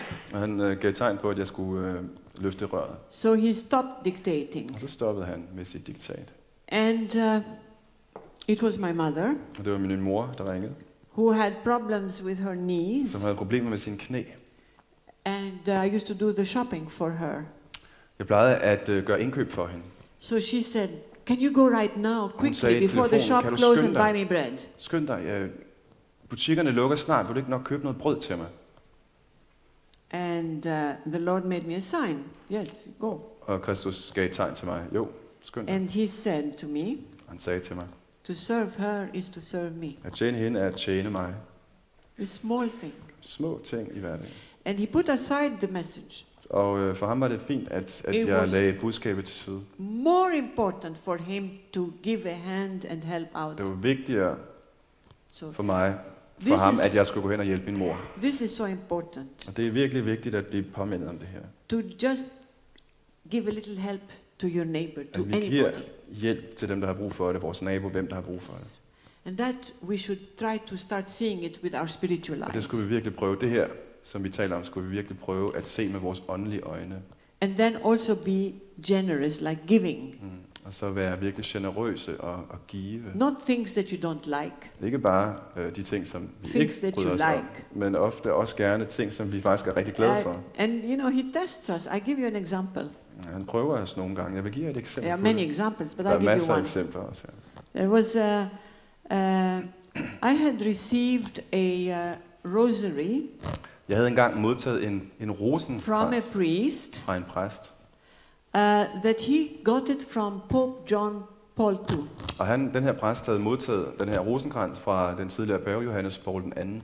And he said, take this as a gift. Og ved du hvad, han sagde til mig, at det her det er en gave So til I dig. said, well, that is something, you know, coming from the Pope. Det var ikke småting, en rosenkrans fra paven selv. So I said, this one, I'll just keep it.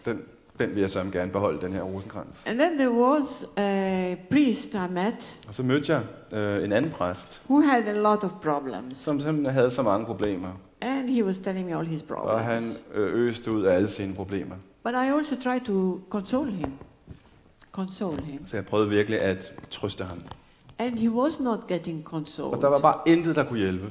As he was a Catholic priest, Han var en katolsk præst. I thought maybe he'll be happy if I offer him what I liked and wanted to keep, and that Og så was the tænkte- rosary. Så tænkte jeg, måske hvis jeg nu gav ham det, som jeg allerhelst egentlig ville beholde, den her rosenkrans. So I took it and I said, here, take this. Så sagde jeg, kom, tag den her rosenkrans. This is from the Pope. Det er paven selv, der har givet den. He looked at it and then put it in his pocket Han kiggede sådan lidt på den, og så tog han den ned i sin and lomme. continued to complain. Og så begyndte han bare at fortsætte med at brokke sig. So I said, all right, Nå, tænkte jeg. just gone. Det var så ærgerligt, der forsvandt den bare ud. But i then blå. the next day, Men så dagen efter, the people there wanted me to visit their bishop. så var jeg på besøg hos biskoppen, der hvor jeg var på besøg. And that was in Croatia, actually. Det var faktisk i Kroatien. So I went there, and before I left, he gave me a present, Jeg tog derhen til ham biskoppen, og før jeg skulle white derfra, box, så gav han mig en gave, en lille hvid æske. and that was a rosary from the Pope again. Og det var igen en gave fra paven. But it was not the small beads, it was pearls. Men det var ikke bare små plastikperler, men det var perler. Rigtige It perler. was better. Det var bedre. So this is like, I mean, God tests you to give what you want, but then he gives you more. Men det er for mig et eksempel på, hvordan Gud han prøver os til, at vi skal give det, som vi er glade for, men at han ofte så vil give os mere tilbage, end vi havde regnet med. Now I'll tell a story about you. Nu vil jeg fortælle en historie om mig, altså. Yes. It's about the rosary again. Det er igen om en rosenkrans. Maybe you don't remember it. Og tænker, I call him not Niels, but I call him Nicky. Ja, Basula kalder mig Nicky. All right. Kort for Niels Christian. We were neighbors in Rome. Vi var naboer i Rom. And he brought me his fiancée, which is now his wife. Og han introducerede mig til min daværende to meet her for the first time. For at møde hende første gang. And as she came in, og hun kom ind her.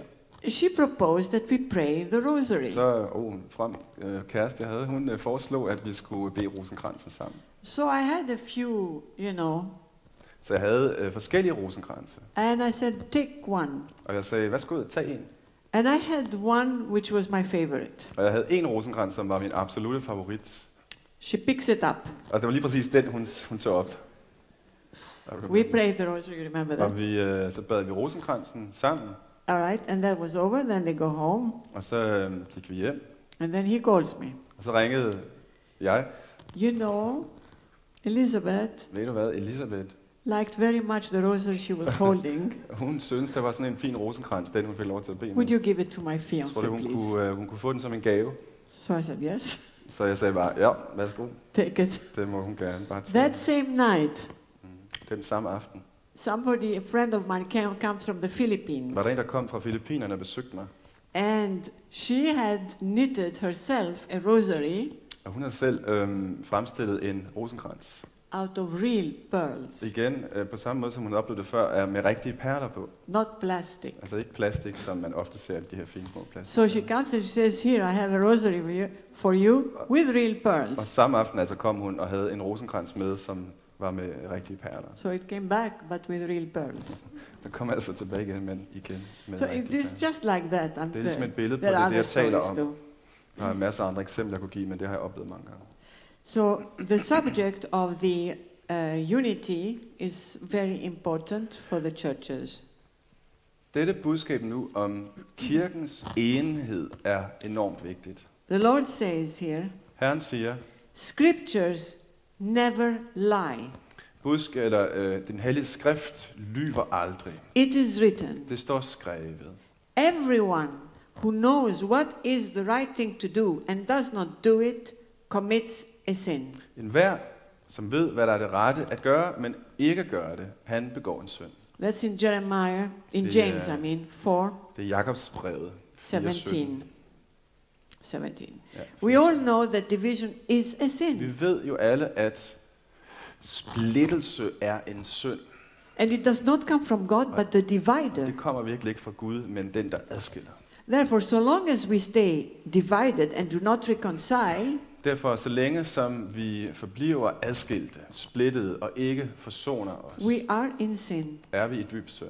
Our intolerance, vores manglende tolerance with each other, over for hinanden, is also a sin. Er også en dyb synd.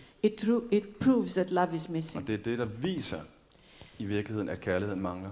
Love and humility. Kærlighed og ydmyghed mangler. That was the first vision the Lord had given me about the churches. Det var det som den første vision jeg fik, som handlede om kirkenes enhed. He gave me the vision of 3 iron bars standing near each other. Han gav mig en vision af 3 jernstænger, som stod tæt ved hinanden. Why did he give me iron bars Hvorfor skulle jeg se 3 jernstænger? Because they were unbending. Fordi stiff. Jo er ubøjelige og stive. And there were 3. Og det var lige præcis 3. So it represented the Protestant church, the Orthodox church and the Catholic church. For mig repræsenterede de her den katolske, den ortodokse og de protestantiske kirker. So when I saw this, da jeg så det her, I thought now he's going to tell me all about the problems of the church. Så tænkte jeg, nej, nu skal han til at fortælle mig alt om kirkernes problemer. So far he was teaching me how to love him and how to become intimate. Der var det hele fint. Der lærte han mig om at elske sig, om at være fortrolig, at bede, at omvende sig. Alt det her. But now, men nu, I don't want to know anything Nu går about det for the vidt. Nu vil church jeg and simpelthen their ikke- problems. Jeg vil ikke høre alle de her ting om alle kirkerne og deres problemer. So Jonas had taken the ship and he left. Og jeg følte mig lidt som Jonas, der bare tog båden og stak af og smuttede. I didn't have a ship right there in Bangladesh, but I took my car. Jeg havde ikke noget skib der i midten af Bangladesh, And men jeg tog min bil, I drove out og så kørte jeg bare in the marketplace to forget. ud og for at købe ind, for at glemme. In the marketplace of Bangladesh is the best place to try to forget. Markedspladsen i Bangladesh, det er nok det bedste sted, man kan prøve at glemme. It is noisy. Der er masser af larm. There is dust all Der over, er støv over det hele. dirt, Masser af chickens running back and forth kyllinger, der around løber you, frem og tilbage foran goats, en, geder, ducks. ænder. Then there is the smell of spices. Der er lugten af krydder, urter. There is this rickshaws, hundreds of them Der going er around hundredvis af with de her rickshaws, ringing bicycles, cykler, der ringer, buses, busser, hooting. som dytter, a lot of en noise. masse larm. But the vision was not leaving, it Men was den her there in vision, front of som jeg me. havde foran mig, den forsvandt ikke, den I forlod mig heard ikke. the Lord say to me, Og jeg hørte hele tiden Herren sige til mig, pupil, elev, you have fallen. du er faldet. Get up, Rejs dig. go home and draw these iron Gå bars. hjem og mal disse 3 jernstænger. And because I couldn't get rid of that Og fordi jeg vision, simpelthen ikke kunne blive fri for den her vision, som jeg havde, I went back home så jeg altså hjem til sidst. and drew them. Og så malede jeg de her jernstænger. And they had a head Og de havde ligesom et hoved, like a microphone. ligesom en mikrofon her. And the Lord said, Herren sagde, how are we to make their heads bend and how are we to make their heads meet unless they bend? hvordan skal disse hoveder mødes, uden at det sker ved, at de bøjer sig? They have to bend De er nødt til at bøje sig, de her 3 To meet. jernstænger, for at mødes. in humility and love. Netop i ydmyghed og i kærlighed. For this is the key to For unity. dette er lige præcis Så nøglen long- til enhed. So long as this key is not used, Så længe denne nøgle ikke bliver brugt til noget, unity does not come. så kan enheden ikke That komme. was the first words about unity. Det var de første ord, jeg fik omkring kirkens enhed.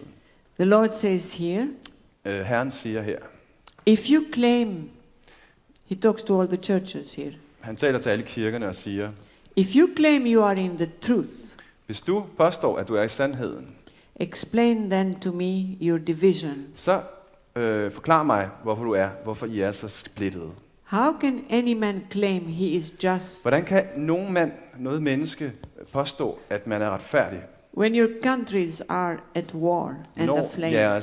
når jeres lande er i krig og optændte af ild?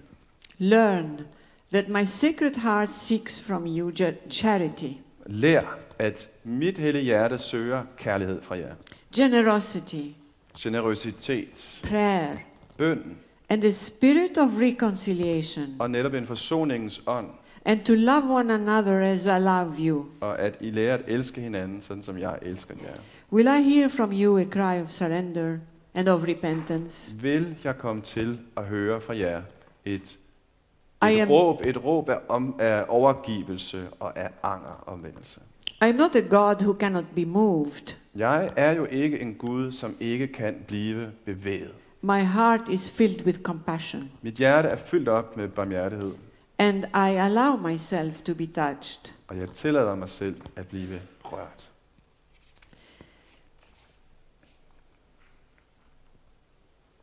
Today again, Er der i dag, in these days, I come to you i disse dage, kommer jeg til jer to ask you for reconciliation. og beder jer om forsoning. Go and reconcile with your brother. Gå hen og forson dig med din bror, For in reconciling with him, you're reconciling with me, your God. for når du forsoner dig med ham, forsoner du dig med mig, din Gud. It is not the eloquence of speech nor the lengthy discourse that will lead them to unity. Det er ikke talens skønhed eller de lange diskurser, som vil lede dem til enhed. It is not that exchange of praise on one another that will lead my church into one. Det er ikke den måde, hvormed de priser hinanden, som vil lede min kirke til at blive en igen. All these things weary me. Alle disse ting trætter mig.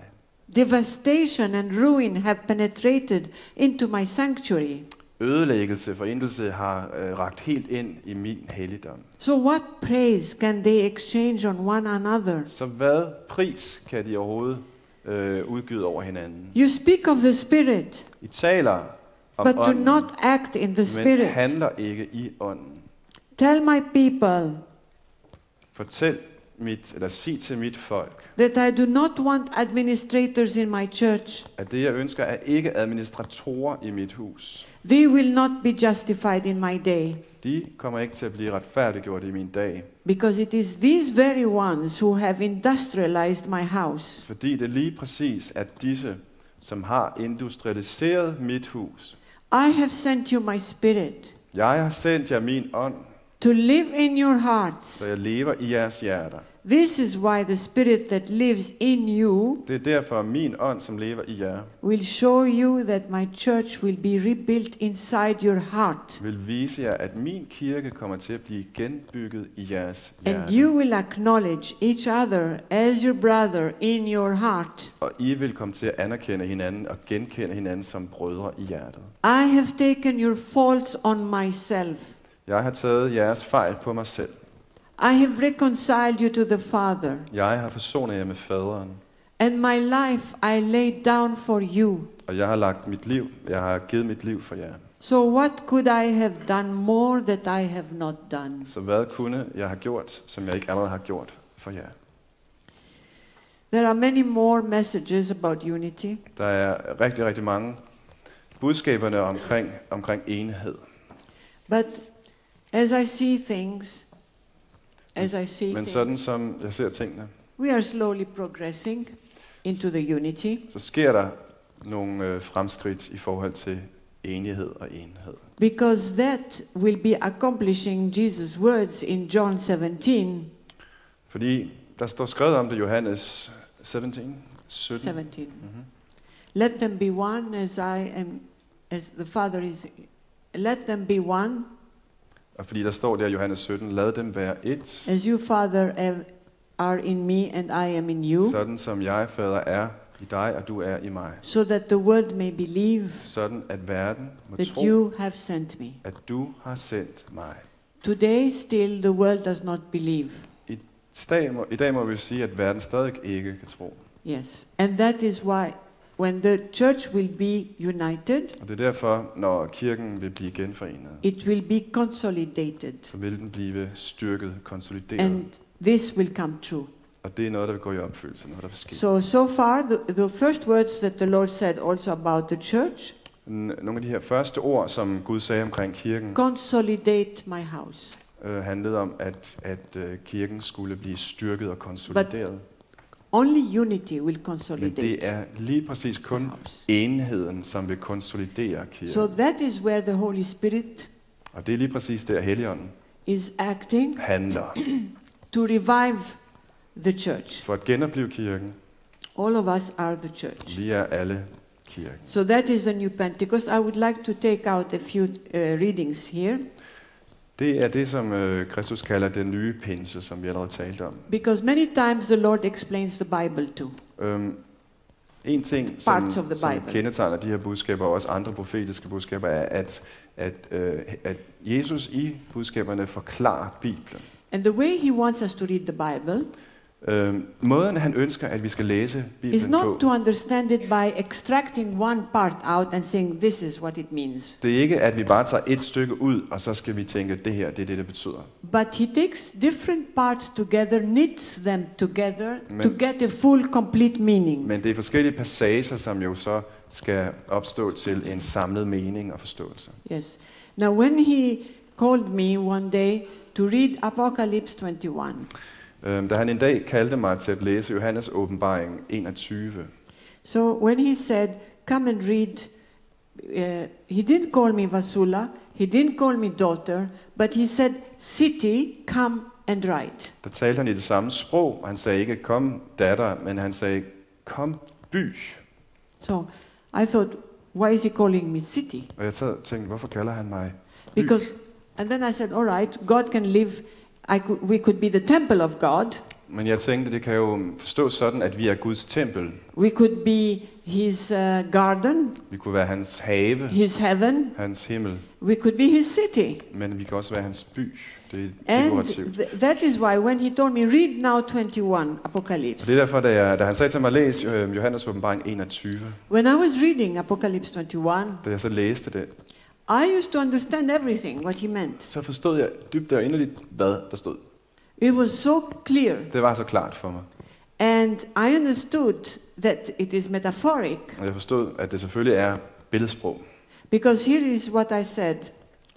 For her er, hvad jeg sagde. The second Pentecost Den anden has pinse already er started. allerede begyndt. So whosoever, as said, as they are spiritually dead, can be raised and put aflame by the Holy Spirit. Så enhver, der kan blive optændt af Helligånden, The second Pentecost, or the renewal of the church, den anden pinse eller kirkens fornyelse, which is described in Apocalypse 21, som der står i Johannes åbenbaring 21, where it says in metaphoric terms, hvor der står i billedsprog, then I saw a new heaven and a new earth. da så jeg en ny himmel og en ny jord. I saw the new Jerusalem coming down from God out of heaven, Jeg så det nye Jerusalem, som kom ned fra Gud i himlen. as beautiful as a bride, all dressed for her husband. Så skønt som en brud, som er smuk for sin brudgom. So the Lord says that the new heavens and the new earth Så Herren sagde, den nye himmel og den nye jord, is when, in a metaphoric way, det er, når i en billedmæssig måde, a person himself becomes the new heavens en person bliver lige præcis den nye himmel and the new earth og den nye jord and the new Jerusalem, og det nye Jerusalem, som, der coming står, out from God out of heaven, som kommer fra Gud ud fra himlen. like a beautiful bride all dressed for her bridegroom. Ligesom vi taler om en smuk brud, som er klædt på til sin brudgom. The new heavens will Den nye be himmel vil være, when my Holy Spirit will be poured out to you når min Helligånd vil blive udgydt over jer alle, from the highest heaven, fra den højeste himmel, to make a heaven out of you, sådan at I selv må blive til en himmel, your soul, og jeres sjæl. so that in this new heaven Sådan at i denne nye himmel, I may be glorified. der må jeg forherliges. Let my Holy Spirit make a new earth Lad min Helligånd skabe en ny jord i jer, to prosper in you, for at vokse inde i jer, in your soil, like he said, from a desert he can make us into a heaven, i jeres jord, sådan at I kan blive fra en ørken og blive til, so that heaven. your first earth, sådan at jeres første jord, that was the devil's property, wears away. som var en djævels ejendom, forsvinder. Then once again, Der skal det igen være my sådan, glory will shine in you, at min herlighed vil lyse inde i jer, and all the divine seeds Og alle- sown in you og alle de guddommelige sædkorn, som vil blive sået i jer by my Holy Spirit ved min Helligånd, will sprout vil and grow in my divine light. ved sprud, hvad hedder det? Grow. Will sprout. Ved spire, det er præcis tak. So the soul can be called city of God, Og på den måde, billedligt, kan sjælen blive kaldt Guds since by, God dwells within her. eftersom Gud lever og hviler And i after sjælen. this renewal, Efter den her fornyelse, we can say that the old Jerusalem is no more. så er det, vi jo kan sige med Johannes åbenbaring, at det gamle Jerusalem ikke er She længere. will be a new Jerusalem. Men sjælen vil være et nyt Jerusalem.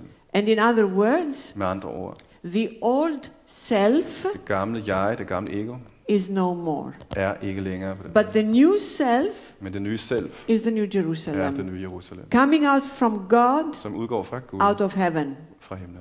The soul then will be like a beautiful bride, all dressed for her bridegroom, Og der er det, at sjælen vil være som en smuk brud, klædt på til sin brudgom.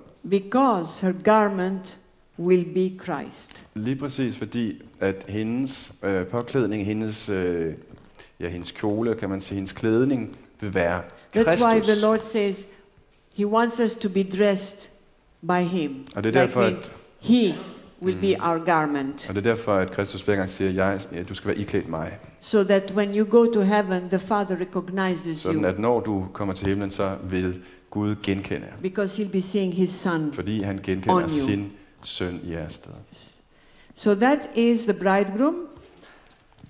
Det er det, som der tales om med then, brudgommen, Johannes åbenbaring. who is no one else but Christ, the Som Creator. ikke er nogen anden end Kristus, skaberen. He will carry his bride into the nuptial chamber that is his heart. Han vil bære den her brud ind i sit brudeværelse, som lige præcis er hjertet. There's going to be a lot more, but I'm not going to say it today. Der er jo selvfølgelig You'll have utrolig to meget invite me mere, another time. men det kan vi slet ikke nå i dag. Jeg kommer meget gerne tilbage en anden gang.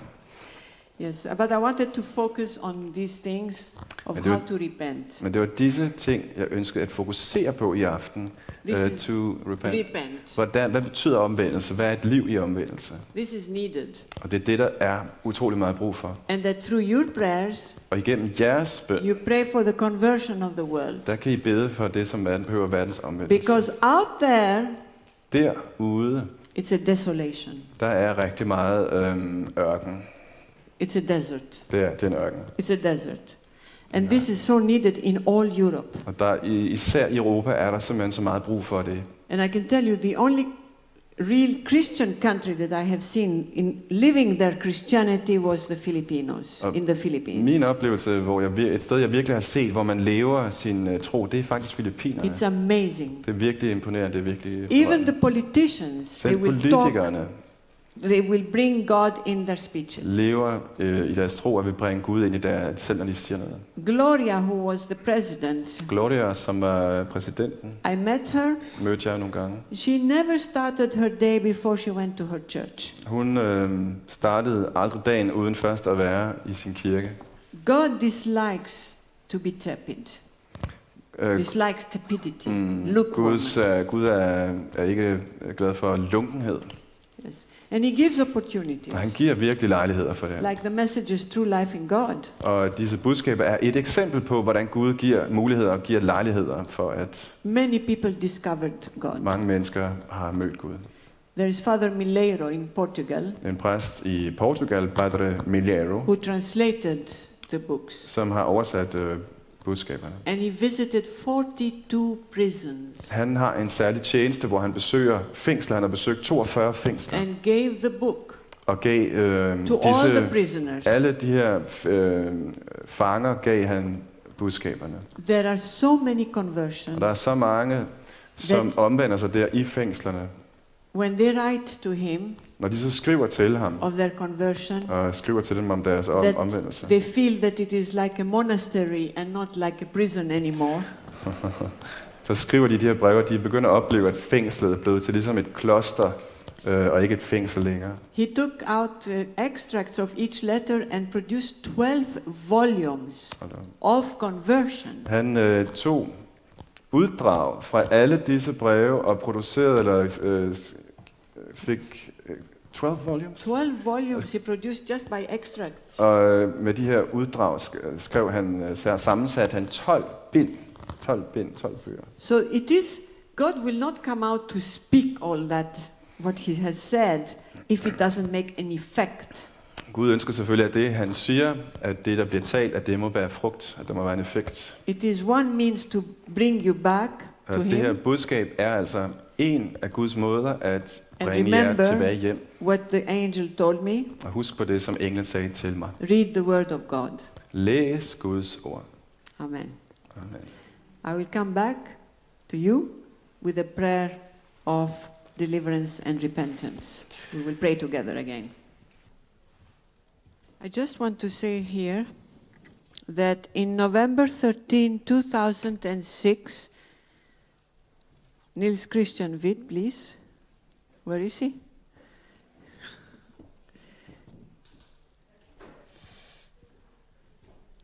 In 13 November 2006, Den 13. november 2006, the Lord has given a prayer der gav Herren en bøn. of repentance and deliverance. En bøn, som handlede om omvendelse og forløsning. Because he said, let them repent before me with these words. Fordi han gav den her bøn og sagde, lad dem angre foran mig med disse ord. Because he said, there are many people who do not know how to repent. Fordi han sagde, der er mange mennesker, der simpelthen ikke ved, hvad handler den her omvendelse om. So he's given us the prayer. Og derfor har han givet os ord, hvormed vi kan bede i forhold til anger. But this is important if you really mean every word you say it. If you say it from your heart. Det er enormt vigtigt, at man virkelig mener det med hjertet og siger det fra hjertet. The Lord will hear it. Der vil Herren høre det. But I know from my experiences, when you say a prayer and you don't really mean it, he doesn't hear it. Jeg ved fra mine egne erfaringer, når man siger en bøn og ikke rigtig mener det. All right, then it will be on the screen. Yeah. Er oversat. Ja, bønnen er oversat på. Okay, but don't you want to say it? Don't you want to say it in English? I'm going to say it in English then, and then you can say this one when you'll stand up and say this together. But first I say it in English. Lord, you have endured me all these years with my sins, but nonetheless you pitied me. I was led astray in every way, but now I will sin no more. I have wronged you, and I have been unjust. I will be so no more. I renounce sin. I renounce the devil. I renounce iniquity that stains my soul. Free my soul from all that is against your holiness. I entreat you, Lord, to rescue me from all evil. Come, Jesus, now. Come now and abide in my heart. Forgive me, Lord, and allow me to rest in you. For you are my shield, my Redeemer and my light, and in you do I trust. From today, I will bless you, Lord, at all times. I repudiate evil and all other gods and idols, for you are the most high over the world, far transcending all other gods. By your mighty arm, rescue me from ill health. Rescue me from being a captive. Rescue me from trouble and defeat my enemy, the devil. Come quickly to my help, O Savior. Amen. Af en eller anden grund, så er det en anden bøn, som er kommet op. It's actually, I think it's a different prayer. Er vi ikke enige om det? Godt. Så foreslår jeg, at jeg... it was a different one, that must be a mix-up. But jeg foreslår, at jeg simpelthen oversætter bønnen, og så kan I bede den sammen med mig. Kan vi ikke sige det? Godt. I will just read it in English. Og så kan I gentage, så tager vi en linje ad gangen, og så beder vi den sammen på den her måde. Det er altså en bøn, som Vasula fik i 2006. En bøn, som handler om omvendelse for at hjælpe os med den her anger. Tak så også. Det er fint. Ja. Vasula?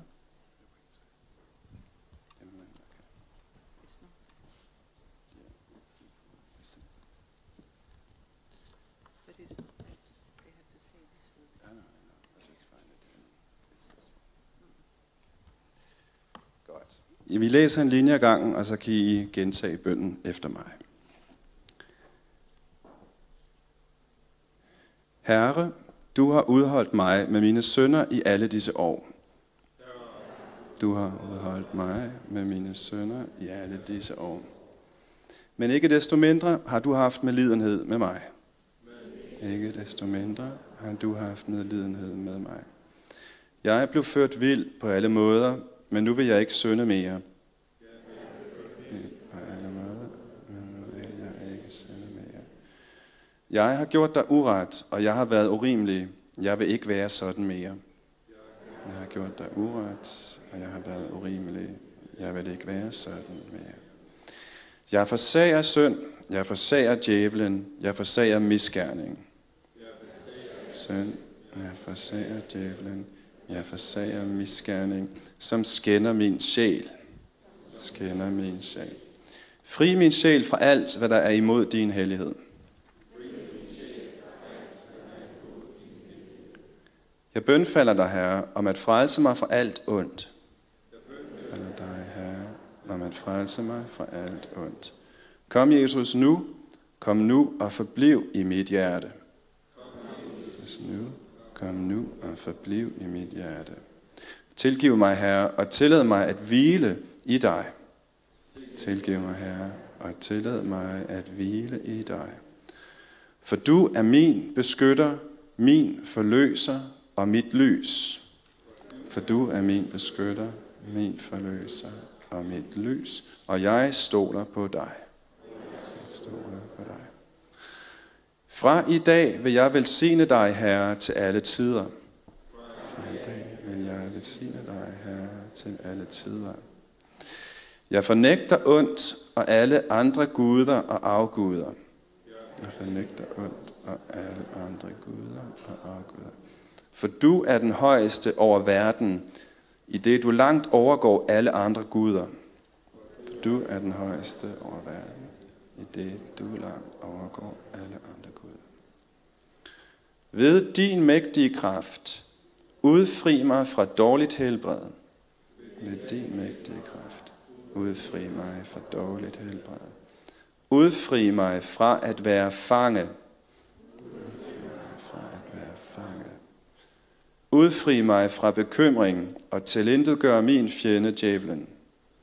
Udfri mig fra bekymring og tilintetgør min fjende djævlen.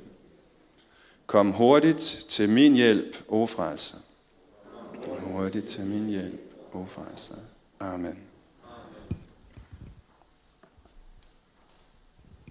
Please sit down.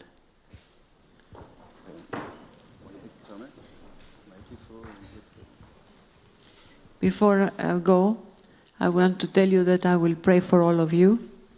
Før jeg går, så vil jeg bare sige til jer, at jeg vil bede for jer alle sammen. But this is with one condition. Men det er under en forudsætning. That you pray for me and my family. At I også beder for mig og for min familie. Deal? Er det en aftale? Thank you so much Tusind tak for inviting me. for at have velkommen til mig. Shall we give an applause for him? Lad os give en hånd.